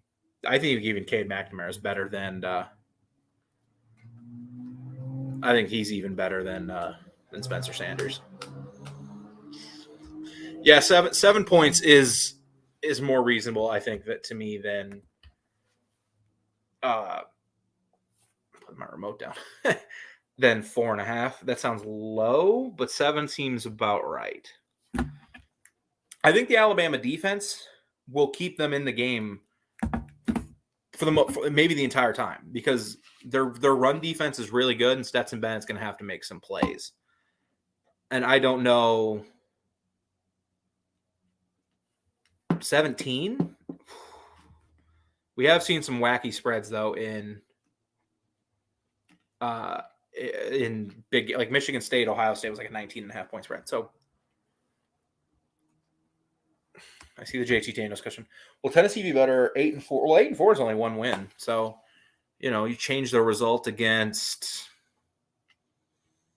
I don't know. But the tough thing for Tennessee is they have to play Georgia and they have to play Alabama every year. So there's 2 losses. Right off the bat, there's 2. You got Florida. Most of the time, that's been 3. If, every time basically, besides 2016. Yeah, 2016, because 2015 was the Will Grier year. And who knows? And Kentucky looks to be pretty good. So I don't know. The thing with Josh Heupel, and we'll see, is he's going to put up points against bad teams, against Missouri, South Carolina. He's going to put up those points. He's going to struggle sometimes against these better teams. So we'll see. I don't know. But he definitely had a good year this year. There's no denying that. He had a really good year this year. JT's been hurt, and there's no reason to pull Stetson Bennett. He's been playing well enough.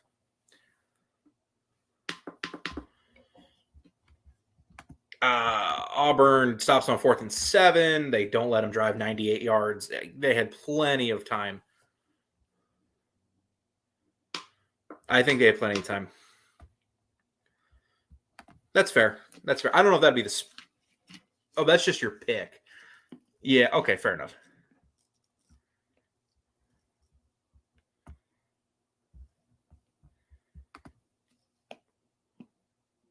Is that a catch?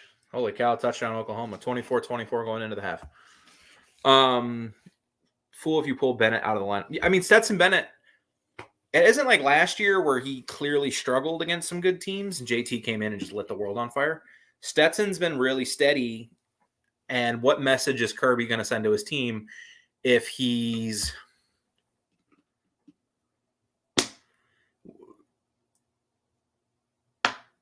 what kind of message is Kirby setting for his team if he's pulling a quarterback because even though he's not playing bad at all? They absolutely did. They should have gone for 2 when they scored in overtime. Yep, poor clock management. Ugh, going to have to talk to Mark about that one, not me. This game is a lot of fun.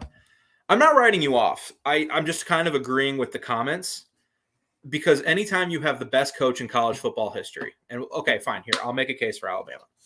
Anytime you have the best coach in college football history, you have the talent Alabama has, especially defensively, with Will Anderson, who I love Will Anderson. When you have the talent they do defensively and offensively, there is a chance anything can happen for 60 minutes when you have the talent that Alabama has and the head coach that Alabama has.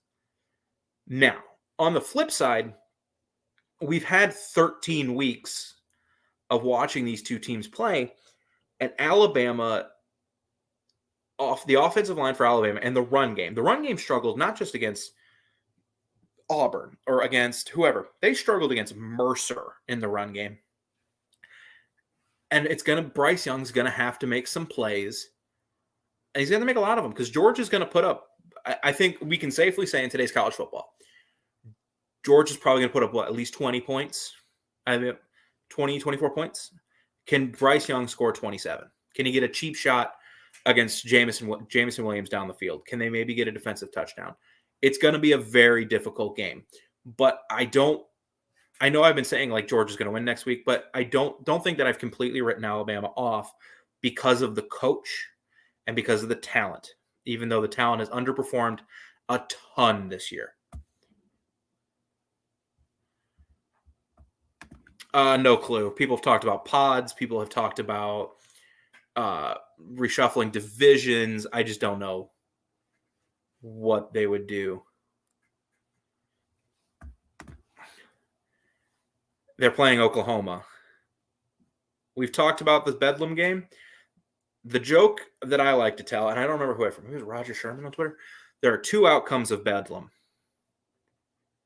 OU by a lot, OU by a little. No matter how good Oklahoma State is, they always lose to Oklahoma. With the exception being 2011, which was the best Oklahoma State team ever. And I think it was 2014, Tyreek Hill returned a punt for a touchdown to win the game. Other than that, since Mike Gundy's been there, since 2005, it's been OU by a lot, OU by a little. Depends what you do. If you do the pod system and then you do still 9 games. So if Georgia loses to Alabama with the top 4, I think Georgia's still the number 1 seed. Unless it's a butt kicking. I think they still probably are the number 1 seed because I just think they are. Unless maybe Michigan though, but it's going to be. I think it'll be Georgia. Man, oh God, if Alabama wins, okay. And that opinion I do kind of agree with. I do agree with. But I think it would be. Okay, so I said Georgia, Michigan, Alabama, Cincy. I think would be your top 4.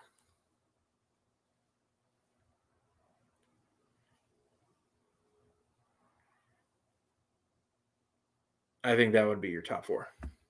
No. I had Cincy as the 4 in this certain hypothetical where Alabama wins next week. They'd be the 4, if not out. No, they would play each team once, and then you would play 5 games or 6 games. They would probably do it like an NFL style, where the NFL you play, but because they would only do, and they'd really probably have to go to 9 games. But if they were to stay at 8 games, you play the other 3 teams in your division, so you have 3 games. You play the team that finished in the same spot you did in each division. So you play. So if you finish in 3rd place, you play the 3rd place team in the one division, 3rd place team in another division, 3rd place team in the other division, and then you completely play a different division.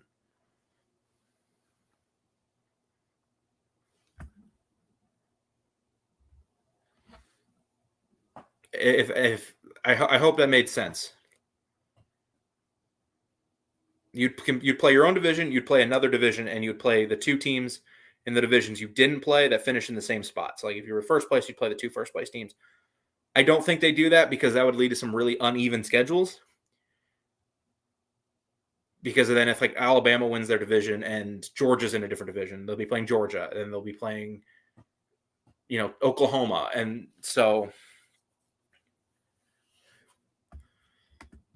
yeah, but if the SEC is going to 16 games, you're not playing 15 games. What I don't like about the Big 12 is their conference championship game. Because I think it's silly that no matter what, you have to beat a team twice.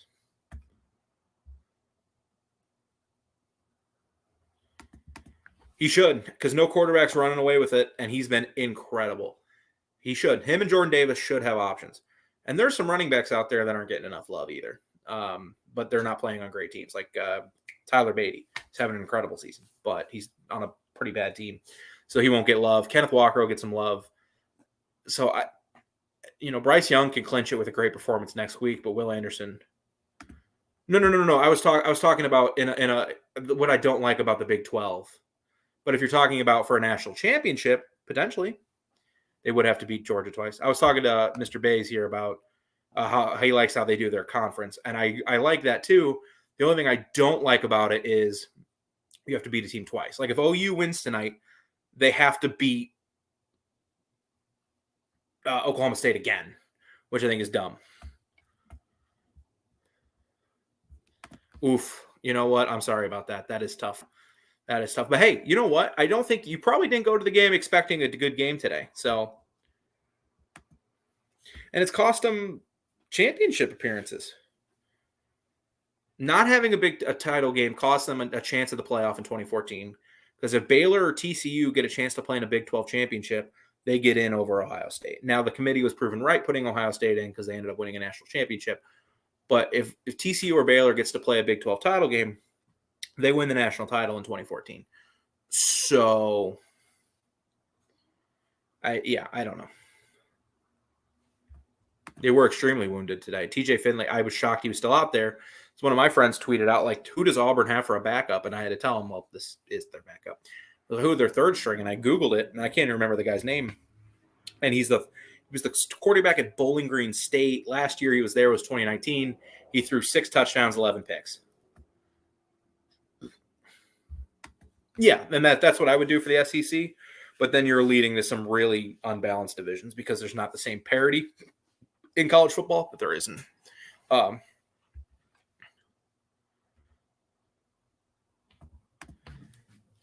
And usually none, because for the last half decade it's been OU,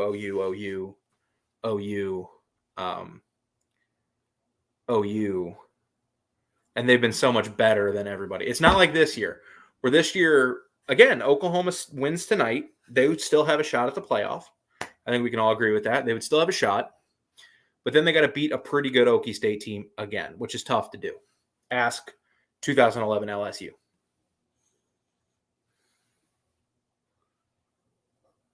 And that was them not having a championship game that cost them.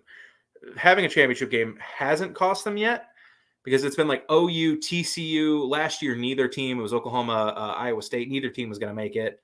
Oklahoma, Texas, the Kyler year. Texas was good, but they weren't quite at that level yet, and they're not still.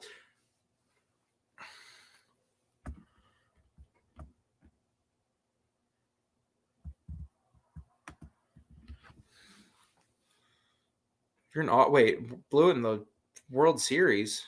Oh, the College World Series. Duh, I'm dumb. How much more battery do I have on my laptop? I still got a lot. 2013, 2019, World Series. Yeah, that's tough. And then you could also argue Baylor got snubbed because Baylor beat Ole Miss, or beat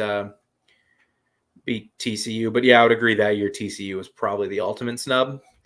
However, they were proven right because Ohio State won a championship. Well, it doesn't, but because the Big 12 has been kind of mediocre for so long. I just don't like that format. I don't like that you automatically have to beat a team twice. That's basically what I'm saying. I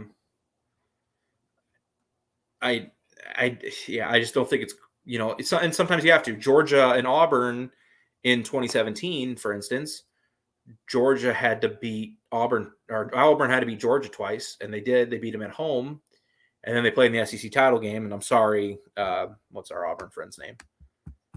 Rand Stokes. I'm sorry, and then they beat him. So I think it's just goofy, but and again, with 16 teams, that's not going to happen. Would Dabo coach in the NFL? Well, he said he was going to if college players ever got paid. So, I mean, hopefully. I'm kidding. No, probably not. I don't think Dabo. What the thing with NFL coaches is you have to be willing to not be the star of your team. Everyone likes Sean McVay. He's not the star of the Rams. Pete Carroll was never the star of the Seahawks. Bill Belichick was a huge proponent of the Patriots, but Tom Brady was the star. Dabo likes being in the spotlight. That's why he runs in front of his team when they do the cool entrance down the hill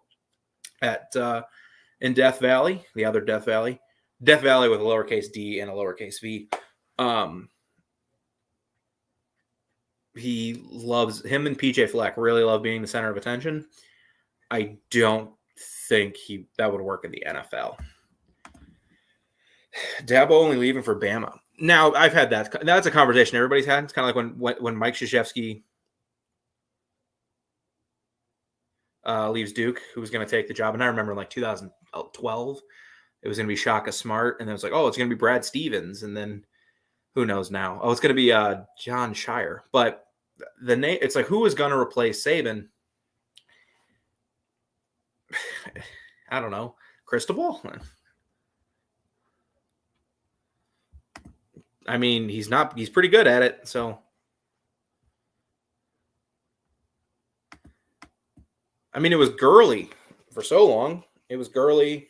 And then they kind of became kind of that forgotten team that was really good, but they weren't ever a championship contender. So I guess then it was McVay, but this year it's Stafford. And no, it's been Aaron Donald. Aaron Donald was the star of that team because he's going to go down as the top, 5 defensive player of all time? He's nuts. Why have conference championships if a team already has gone in without it? Oh, yeah, money. I mean, yeah. Agree. He's a culture guy. I think he would do – I think he's a really good college coach. And for a guy that was a wide receivers coach and they were like, hey, you're going to be our new coach, he's done a remarkable job. As much as I don't like him. Jerry is the star of the Cowboys, and that's why they suck and have stunk for a while.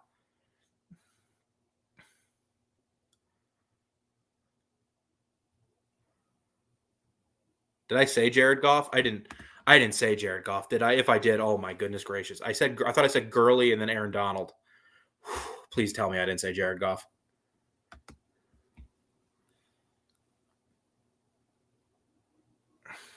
Well, Saban came from the NFL. Dabo was a wide receivers coach. Ryan Day was a coordinator. Brian Kelly came from Cincy. I don't know. I mean, they can come from all over the place. Oh, thank God. Jared Goff's like 0-16 without McVay. So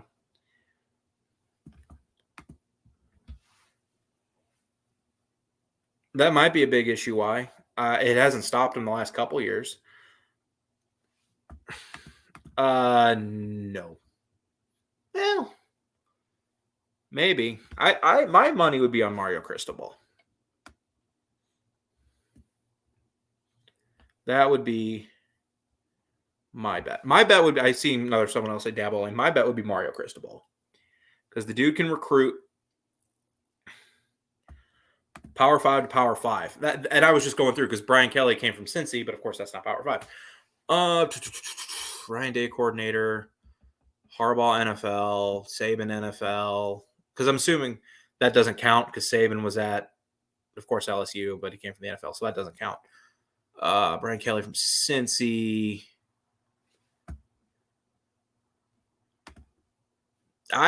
He's a great recruiter. I don't think he's a great in-game coach.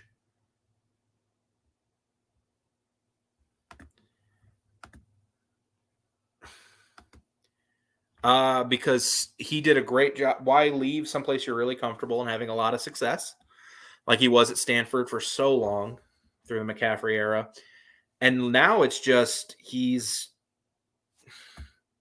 doesn't play smart football. The football he plays is boring. It's not attractive, and they haven't had a lot of success in a few years.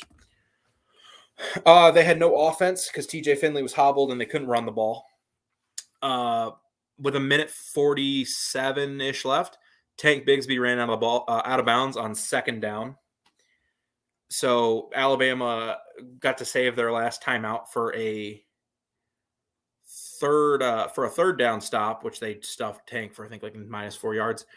So they had no timeout. So there should have been 40 seconds left less. There should have been a minute left. They got the ball instead with a minute 40 left and drove down the field and scored. Go to overtime. Drove the ball 98 yards down the field. Go to overtime. Alabama scores a touchdown. Auburn scores a touchdown.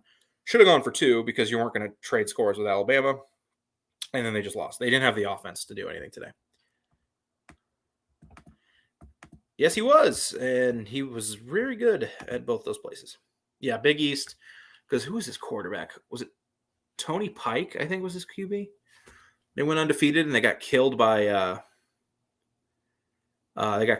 Florida in the Sugar Bowl, I think it was. They got murdered by Tebow. That was not a fair matchup to them, though, because that Florida team could have won a title. And they gave him to Cincy. That was so mean.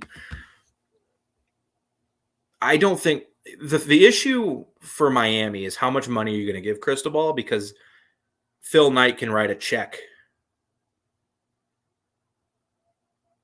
They'll write a check. He'll be able to write a check that can match anything Miami can give at this point. And who knows? He's got it good up in Oregon. They've got a really talented freshman quarterback. I know Anthony Brown's played this year. I can't imagine him starting next year. Will Bill Clark from UAB get a job? Sort of like what I talked about with Jeff Lebby. It depends who leaves for what job. I think he deserves one. It depends who leaves for what job. Because with all these programs, even like Virginia Tech's open, people are going to leave their jobs, and he'll slip in and get one of those jobs. So he deserves one, though, as a likelihood. What do you mean? Agreed. Yes, you will. You'll get hyped 365 or whatever days from now. You'll be all right. Yes, you will. Soon enough, Auburn will be back. I don't love Brian Harsin, but I'm sure they'll be fine. Yeah, Phil Knight will do whatever he can to take his money. Miami's got a good quarterback. I like this Van Dyke kid. He's really scored a lot. He's thrown for a lot of yards and scored a lot of points lately. Yeah, Oregon's going to run the Pac-12 until further notice. The next step for Cristobal is going to be not dropping a stupid game, which he's had issues with. He dropped a stupid game to a 3-8 Stanford team. Losing to Utah on the road is one thing. Utah's a good program. They're really consistent.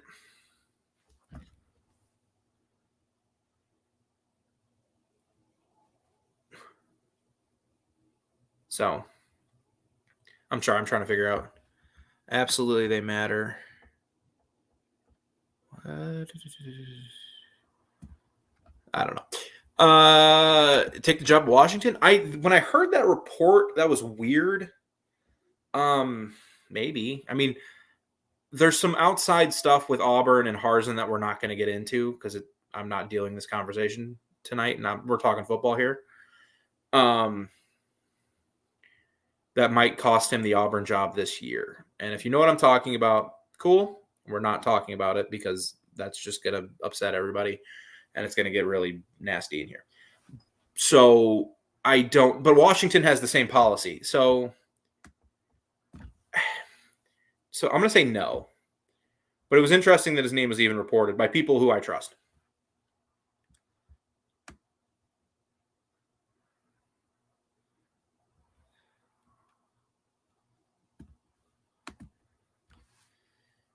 Yeah, that's crazy, isn't it? I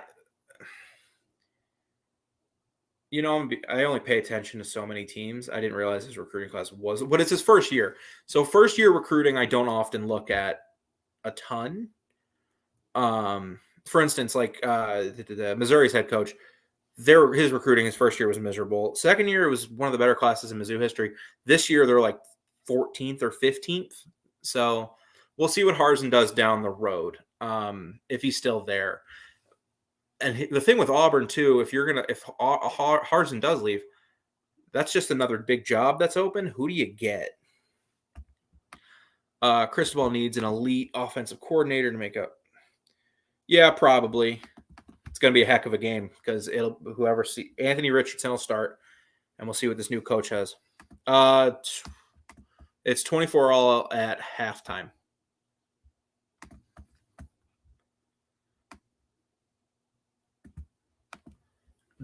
Aranda wouldn't leave Baylor for Washington. Joe Moorhead would be a good hire. Because Oregon's offense looks pretty good when Joe Moorhead's there.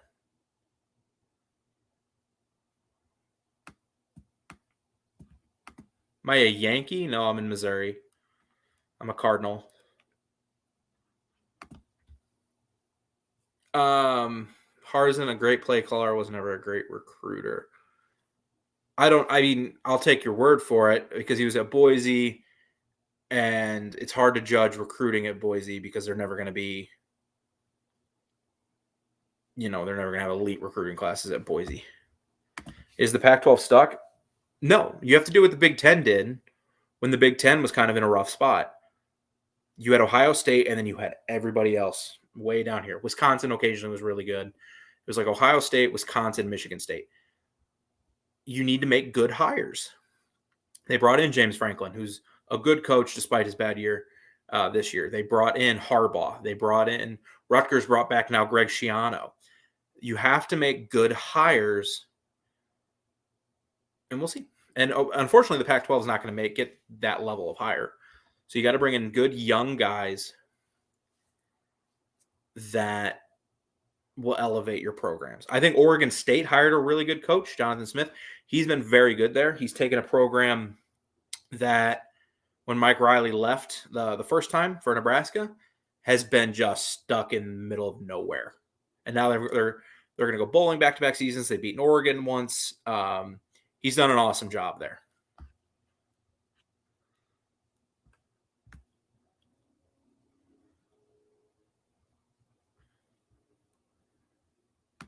UCLA should be a good team. USC should also never be a bad team because they're of the recruiting landscape.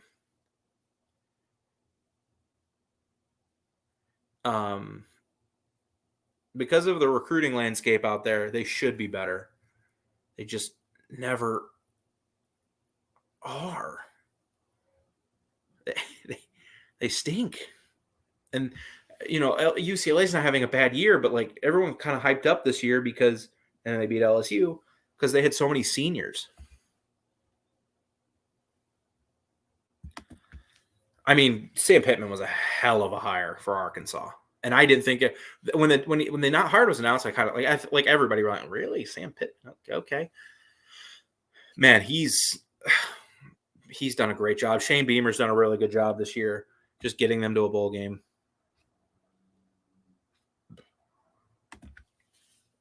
Late 2000s, Pac-12. Yeah, you had Pete Carroll.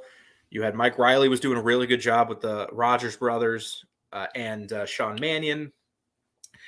You had Sark at Washington, and now they got better because they got Peterson. You had Pete Carroll. You had some guys. And they're all gone. Arizona State and Arizona. Who cares? Well, my brother goes to Arizona State, so I should care. He is. He's doing just enough. Heisman leaders right now. When the Alabama game ended, I basically hopped on here. So off the top of my head, Bryce Young, Kenneth Walker. I can't narrow it down to 3, so I'm going to give 5. Kenneth Walker, Bryce Young, Will Anderson, Jordan Davis, Kenny Pickett.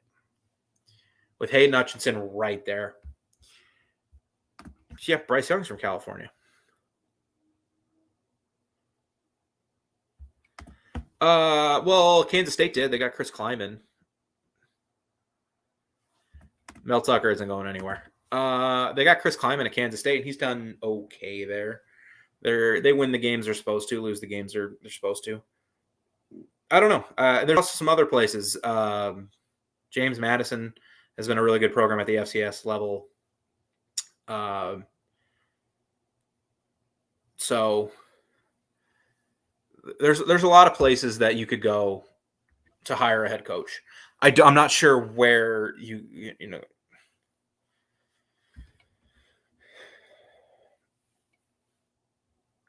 Stroud deserves a pension. That man put up empty numbers today against. He almost threw for 400 yards, and then he'd get to the 20, and he didn't know which way to read. So Stroud will be fine, I think.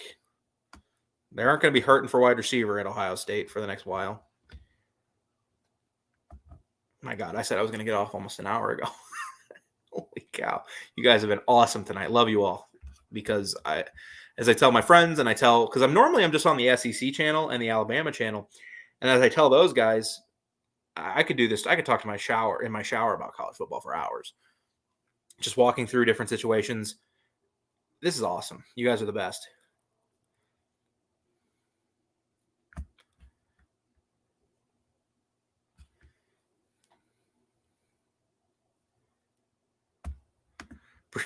Bring in the whole staff. It'd be interesting. That'd be fun to do. I would love for a program to try. I'd love for a program like not like an Auburn level program. I'm trying to think like a lower level.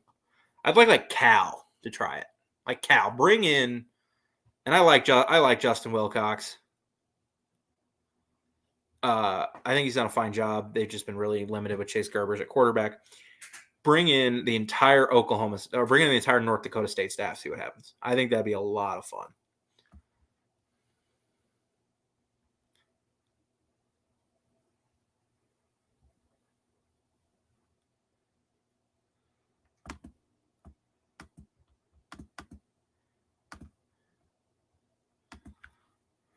Swampy, man, come on. Let's be smarter than that.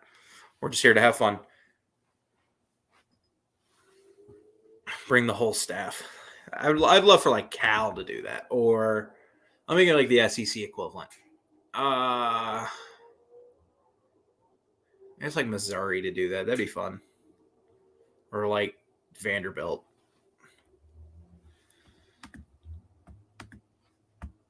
We've talked that about that a bunch this week, or this last couple hours. I don't think they do, but when you have Nick Saban, you have we were just talking about some hypothetical stuff. When you have the talent they do, even though they haven't put it together on both sides of the football for almost the entire season, since the Ole Miss game, really, or since the Mississippi State game.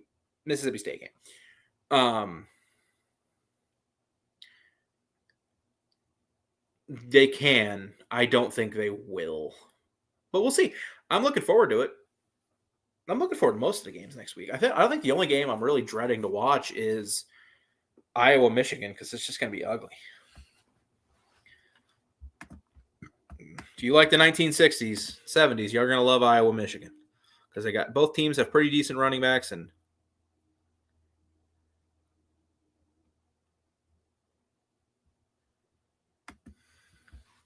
change of attitude, ethic, and direction. I mean, I don't think USC will just because it's not flashy enough, but I agree. USC needs to figure out what they want to do. They need a plan. Like any sports team or any business, but I'm going to stick with sports. You need a plan, no matter what the sport is, baseball, hockey, college football. What is your program and what do you want to do? Because even then, when results stink, again, I'll use what I know best in the SEC, Mizzou. Mizzou stunk this year, but I know what the plan is, and so I can forgive some of it because I know the plan. And if the plan doesn't work, we'll cross that bridge when we get there, but I know the plan. USC doesn't have a plan, and it doesn't appear they have a plan really when they're hiring somebody. They need somebody that can, with a plan. Dave Aranda, your North Dakota State example, which I really like.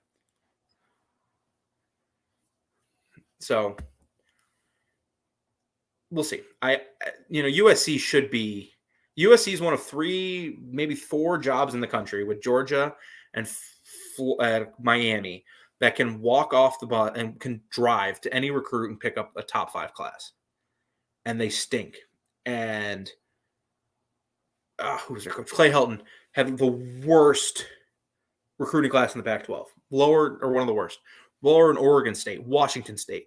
If you can't pull guys to USC over Pullman, Washington, or Corvallis, Oregon, lovely cities, I'm sure, great fan bases, you stink at recruiting. And at USC, that should never be an issue. Oh, the 30 for 30? Yeah, they're always great. Most of the 30 for 30s are really good. And that's what they did. They had Pete Carroll, who was a star and got stars. Reggie Bush, Matt Leinart. I've seen so many docs about that game, and he kind of did, didn't he? Matt Leinart, they had Lendale White, Dwayne Jarrett. They had so many stars, and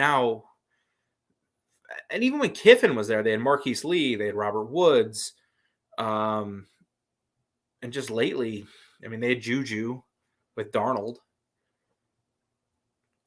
They have London. They have Drake London this year, but it's just there hasn't been a team full of stars, and they should be. People should be wanting to stay up late to watch USC. go, USC, they're really, really good, and they're, tricky game in Washington tonight. That's how it should be in the Pac-12, but it's just not. He did. Pete Carroll, which is a hire not a lot of people liked, if I remember right. I was 6 years old when he was hired, so I don't remember it from watching the news. But I was hired. A lot of people were like, and he turned out to be great. He was awesome. And they won a title. They were in it every year. It was a shock when they lost. They would always lose on Corvallis on a Thursday night. It was weird. They would always lose to Oregon State. Mike Riley had that man's number. They did. That's why Reggie Bush still is not technically a Heisman winner. Although, if Reggie Bush, what Reggie Bush did in 2005, he did today, it would be no big deal. So, whatever. Yeah, Pete Carroll, I don't love Pete Carroll because I was a St. Louis Rams fan. But yeah, no, he did awesome things for US. And USC was a program I hated when I was, 10, 11, 12 years old in 2006, 2007, 2000. So I was like, yeah, they lost. John David Booty threw 3 picks. Let's go. But no, he was an awesome coach, and they need to bring some of that back. They've never really had it. I mean, they've had some good years. Kiffin had the 1 year with Barkley, and Helton had the 1 year with Darnold, but they haven't been a dominant program in so long, and they should be dominant. It should be every year you look at the Pac-12 title game, and it is USC and Oregon. Every year. Utah, good program. Love Kyle Whittingham. I wish they had made the playoffs a few years ago and gotten murdered by LSU, but we could have had like a few weeks to talk about how good Kyle Whittingham is a coach, because I like when programs like that get their time in the limelight. But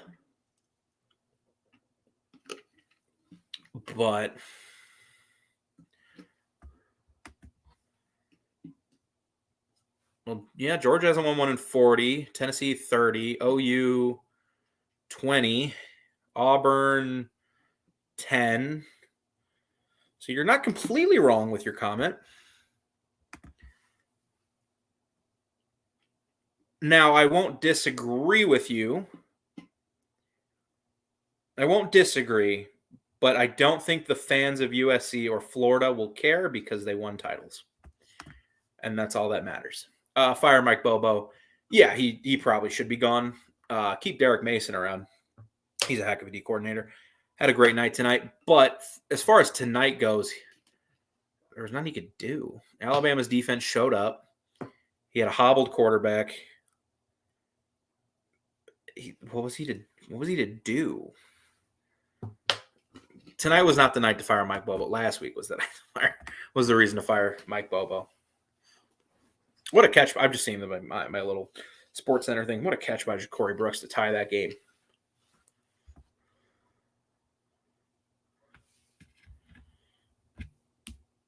Holy cow! We've been going on for 2 hours. This is awesome.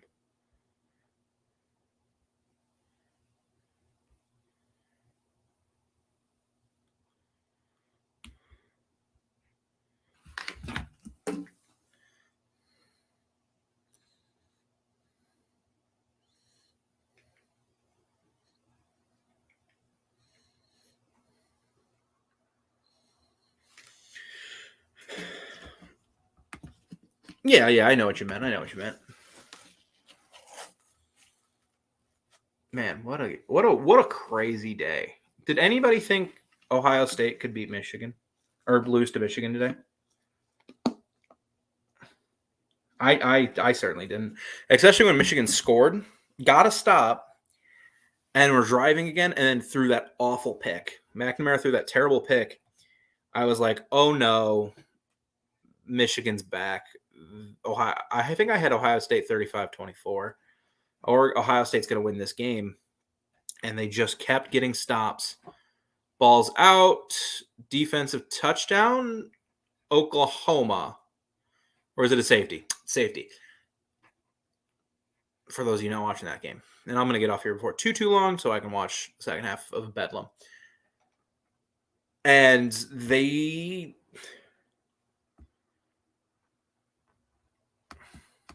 That would have been crazy.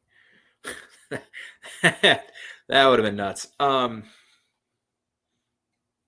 Yeah, I think Michigan State. I think Michigan was a tougher matchup for Michigan, just because Michigan's pass rush is so good, and they finally had a defensive coordinator that would do other things, like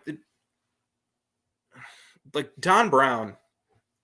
God bless him. He's a new coach at UMass, but his strategy of we're gonna blitz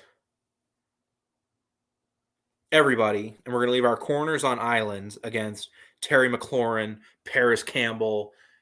Yeah, that strategy works against Maryland and Rutgers. That strategy doesn't work against Ohio State and Dwayne Haskins or Justin Fields and Chris Olave. And they would get murdered. And they finally were like, today they just like, we're going to let everything happen in front of us. CJ, it's cold. CJ's not used to this atmosphere. CJ's not used to this atmosphere. Let's see what happens. And they did, and they did a really good job today. Good for Michigan. Honestly, I've said enough. Good for Michigan, man. It's cool when the big college football rivalries are rivalries. Like Auburn, Alabama has been pretty good for the most part. I mean, in Auburn and Tuscaloosa, it's ugly. But in Auburn, kick six. 2015, I know Bama won 29-13. 2017, Auburn wins. 2019, Auburn wins. 21, 4 overtime game. It's nice to see that, and hopefully Michigan, Ohio State can kind of continue that way. We'll see. We'll see next year. I wouldn't bet on it right now, but we'll see what Michigan's quarterback situation looks like next year, because Cade is a junior, I think. They have J.J. McCarthy, who every time he came in and ran the ball, I was like, oh, God, little fumble like you did against Michigan State. They did. They looked. That was the best game Michigan's played.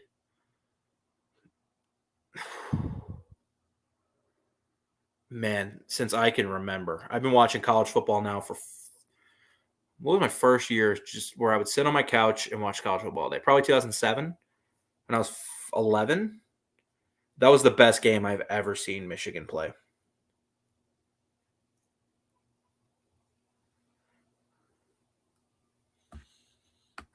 Oh, that crowd was electric. I never had thought of Michigan as like this. I know it's huge, and so that's obviously going to be a big reason why. My favorite team's never won a national championship, so. But I've never thought of them as like a huge, like I've never thought of Michigan as like LSU or Clemson or even like Oregon, which has a crazy crowd, or Wisconsin, which has a crazy crowd. And if you've never been to a game day in Madison, go. But yeah, today that was a crazy atmosphere, and it was awesome to see.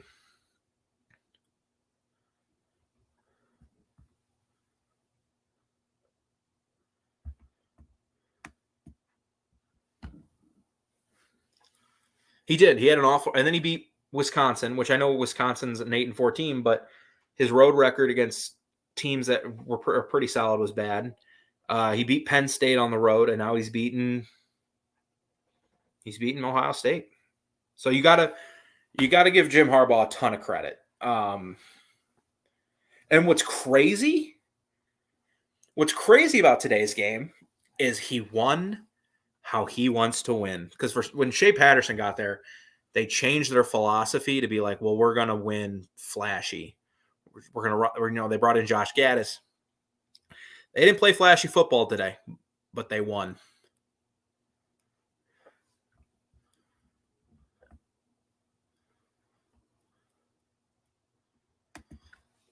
With UTSA losing to, I don't know. BYU might leap them. Yeah, it's all one level because it's built. I've been to Ann Arbor because my cousin plays soccer for Michigan. It's built into the ground, so it's really hard to do multi-levels because you're then building into the concrete, and you can't do that. So it's just like a big pit.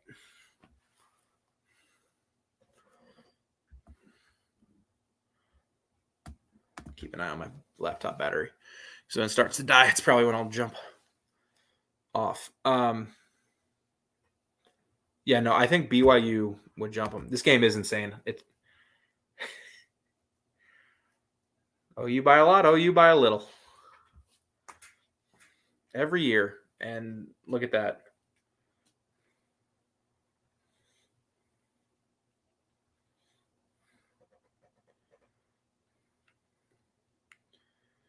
Now we'll see what Spencer Sanders can do. Yeah, kind of like the Red Bull. Yeah, absolutely. Oh, the great debate. I'm going to say no right now, but I could see it. I don't know. I don't see them putting in a 2-loss team in the playoff if there's other 1-loss teams. But if you want to argue, do you really want to see Notre Dame or whatever in the playoff over Alabama? I would listen to your argument, but I would disagree with you because I think the games have to matter. I mean, I've talked about that tonight. I would think a 2-loss Bama is done, but don't know.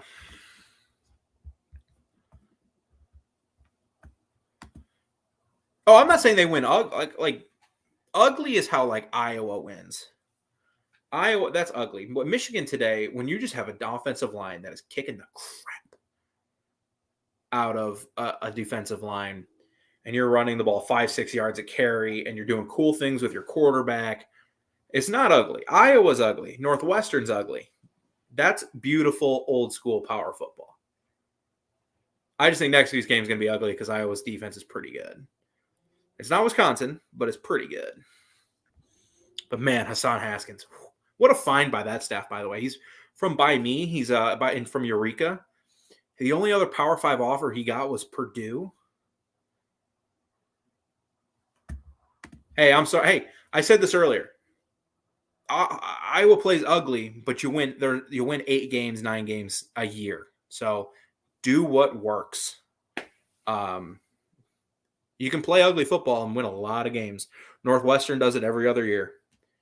Limited quarterback play, because we're not going to trick ourselves into that Spencer Petras or Alex Padilla are good quarterbacks. But Tyler Goodson's a good running back. Your defense forces a lot of turnovers. I've been to Kinnick. I went to the game against Wisconsin in 2018. I love Kinnick. Oh, God. That's a great question. Probably Bama, just because of the committee. And if we're being honest with ourselves, probably Bama. I don't know, though. That is an excellent question.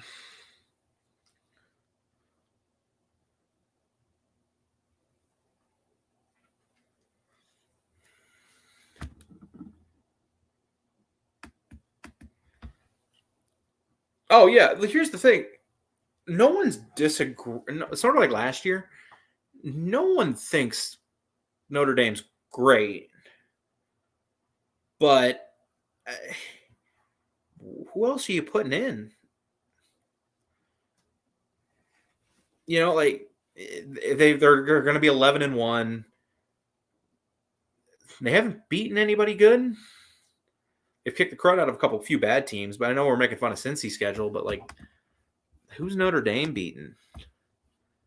They beat Purdue. I guess that's pretty good. They beat Wisconsin. They kicked the crowd out of Wisconsin, but that was before Wisconsin figured out who they were. But I still got to give them credit for kicking the crowd out of Wisconsin. They lost to Cincy.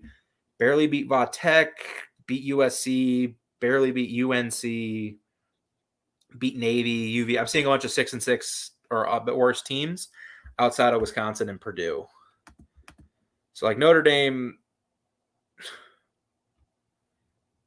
I don't know. What did I just say about Wisconsin?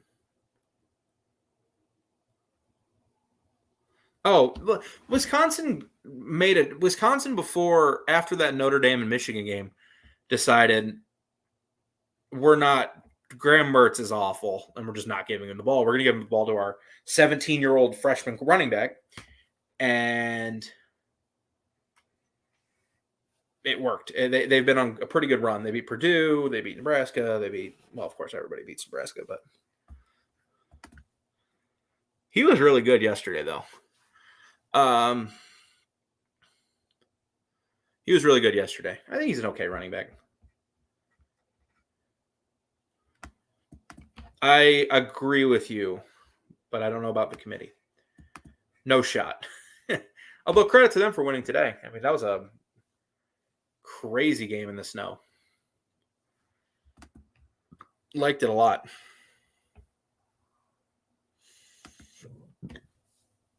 Yeah, their right side of that offensive line today got caved in. That looked like the right side of the line looked like Auburn playing Tulane or something. You know, a lower level, you know, a group of 5 team. Like they caved in that part of the line all night. And I've got bad news about your next week because Jordan Davis is coming.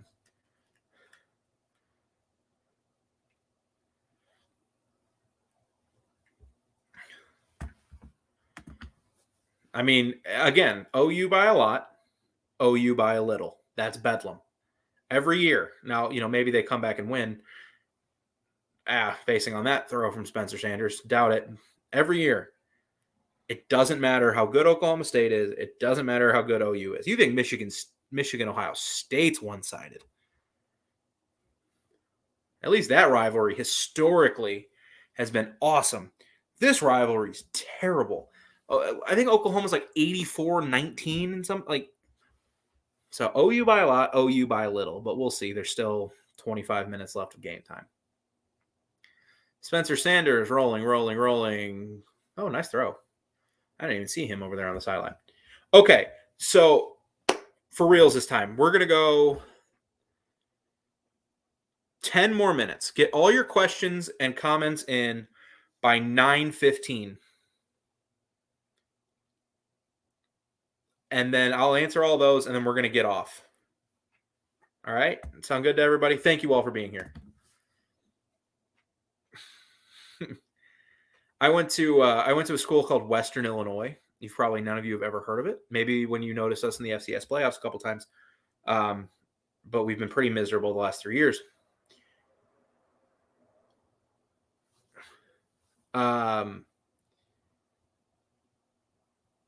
Anyway, so the first game of the year is always on a Thursday night, at home or on the road. And I remember the first game of one year, it was 85, and I'm sitting in the press box because I'm doing stats, and I'm dying. And then I remember the last game of the year we played the weekend after Thanksgiving, and we had heaters in the box. It was snowing on the field. There was maybe 1,000 people in the stands. Oh, so I know what that weather's like. It's just Iowa football. Again, you guys win 8-9 games a year. You made now 2 Big Ten title games. It's not pretty, but it works. You force a lot of turnovers. Handful of teams that wish they could do that. Most notably, Wisconsin. Wisconsin can never force turnovers, and that's why their defense gets held back. I can't remember his name. I my brain is so fried right now. I don't remember.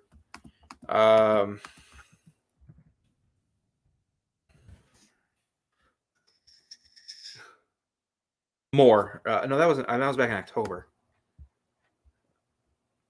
Was there one? I don't remember. I was like, oh, I thought he meant there was a targeting last week. Yeah, no, that was Jameson Williams, the receiver, who's on punt, and Oklahoma gets a stop. Who was on punt again for some reason. I'm not quite sure why. Yeah, Mike Gundy, good coach, but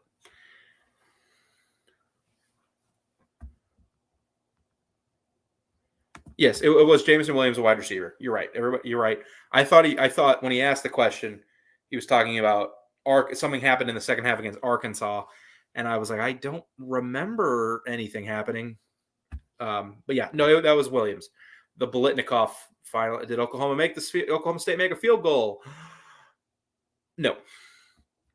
College football, Chase Daniel. NFL, Marcus Golden. My dad I know, and it cost them today. Well, they won, so it didn't cost them. But NFL, Marcus Golden. I know Marcus a little bit. I've talked to him a couple times. My dad was his principal in high school, so I love Marcus. I'm like one of probably 3 people on the planet besides his mom, who's lovely, to have his jersey. So I'm gonna go Chase and then Marcus.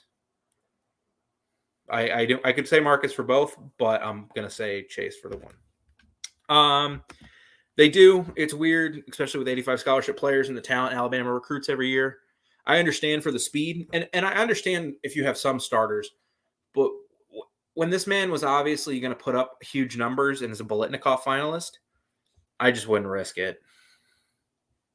I just wouldn't. I wouldn't risk it.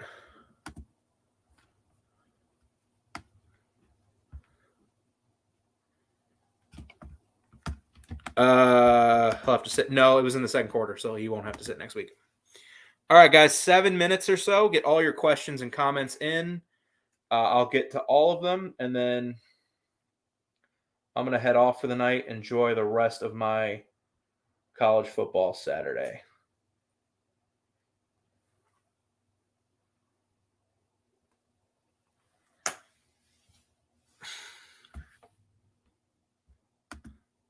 Blaine Gabbert was the most frustrating player of all time because he would show you flashes, and then he would inevitably muck it up.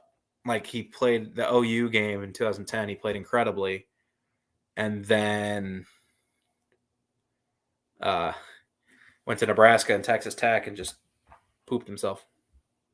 No, that was James Franklin, and then he got hurt, and it was Corbin Bergstresser. Chase was 06 to 08. He was the starter when they got to number 1 in the country. So I just remember being a kid and being like, oh my God, Missouri's number 1.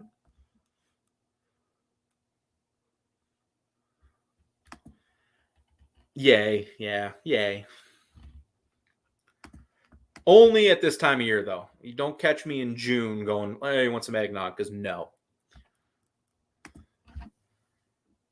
See, I think it would be more fun if OU won tonight and Oklahoma State won next week. But also, if Oklahoma State won tonight, then I could just ask for Baylor to win next week. So I don't know. I don't like whatever. It's fine. It was just, I myself included, hyping up Oklahoma State's defense and then just watching him get shredded by Caleb Williams. He needed to come back for a year. He had a rocket arm, and he can move. He was a guy that was never going to break off like a 60-yard run, but he can get a first down. He could pick up a 3rd and 8 with his legs. He had the ability. He was just kind of a rockhead sometimes. I mean, he's still in the NFL, so he's obviously not doing something right, but he needed to stay another year, and that game exposed it quite a bit. That was a fun one, if I remember. They don't always disappoint. This is just who they are. They so often they enter November with 1 loss or undefeated, and can Oklahoma State make a run? And they lose to OU, and then they lose another game. It's just what they do. Since Mike Gundy got there, it's just what they do. They can't beat OU in their history, and Mike Gundy. He did win a Super Bowl as a backup. Chase Daniel also won a Super Bowl as a backup. Backup you over here, baby. Let's go. And now we have a backup quarterback starting. God, he was so disappointing this year. Brad Smith didn't win a Super Bowl, unfortunately. But Matty Mock did win an SEC East. Somehow.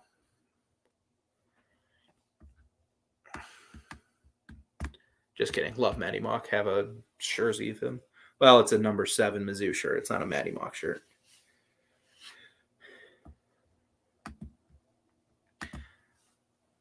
They're the biggest winner, but they're also one of the biggest losers, because where do they go now?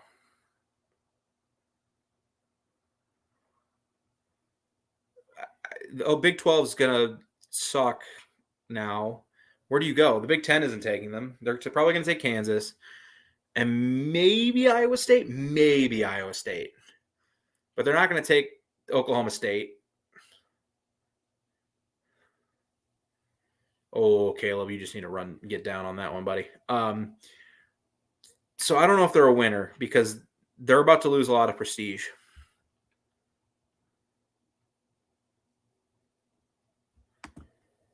Gundy does have a good mullet. I mean, he always wins 7 games.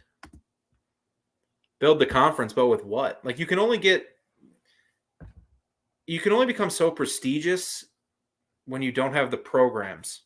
Because now what is it? The top of your conference now is probably what? Baylor, Cincinnati when they join, depending on who their next hire is and coach if Fickle leaves. Baylor, Oklahoma State, TCU, who just hired Sonny Dykes. Tebow, easy. Even though Beathard had a pretty decent career in the NFL, if he's still around, I don't remember. Is he still with the 49ers? And he led Iowa, of course, to that undefeated season. So I like Beathard. Jake Locker, man, I forgot he was a thing there for a little bit. Did fine at Washington. Was pretty mediocre in the NFL. I know Tennessee drafted him. He was going to be the quarterback. Was he after? Because it went Vince Young, and then it went Kerry Collins, and they had the one weird 13-3 year. And then they drafted Locker. And then they drafted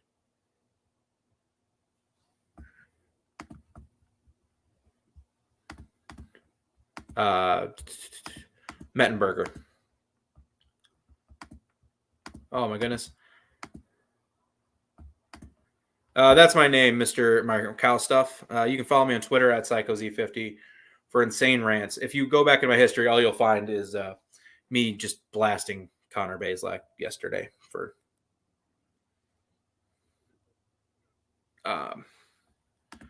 he did. I don't know how that happened. He played pretty well in that game too. That might have been the best game he had as a pro. How long before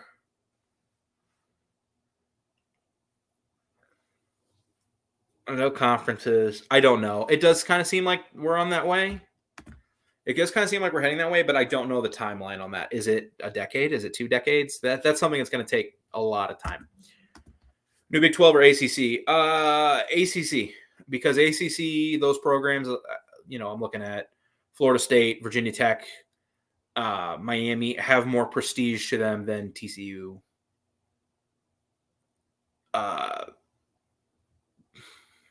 TCU, Okie State. Those programs have a level that they can get to that the Big 12 schools do not.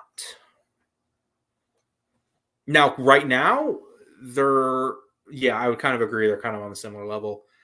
But I think the levels that those schools can get to is higher than the Big 12 schools. Yeah, it's kind of how it looks like we're going. And then you heard the mega report that the SEC is trying to add like Ohio State or whatever. I don't remember who reported that. If that were to happen, that's just ESPN trying to take over, put a monopoly on college sports.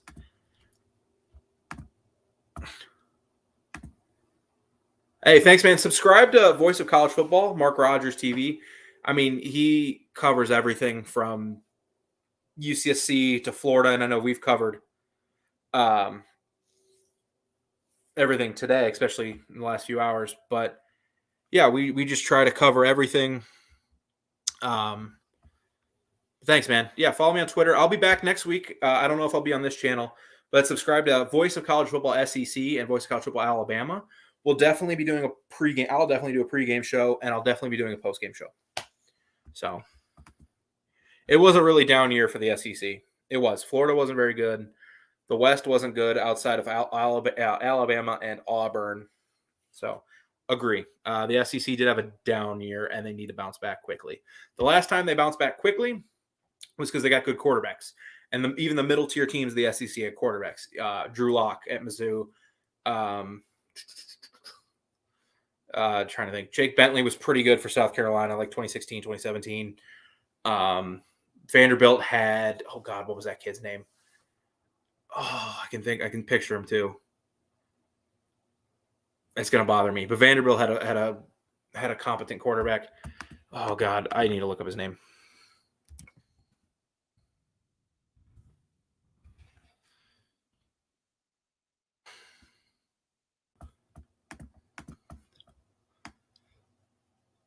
Kyle Shermer. Thank you, God. Kyle Shermer, the middle of the SEC had really good quarterback play.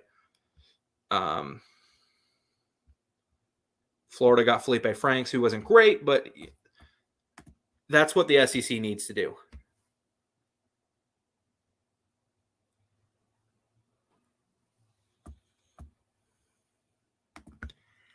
Tough lot. Yeah, it did. It really did. That was a rough look for them. That was tough. And Brian Harsin and Tank Bigsby and these guys are going to be kicking themselves down the road.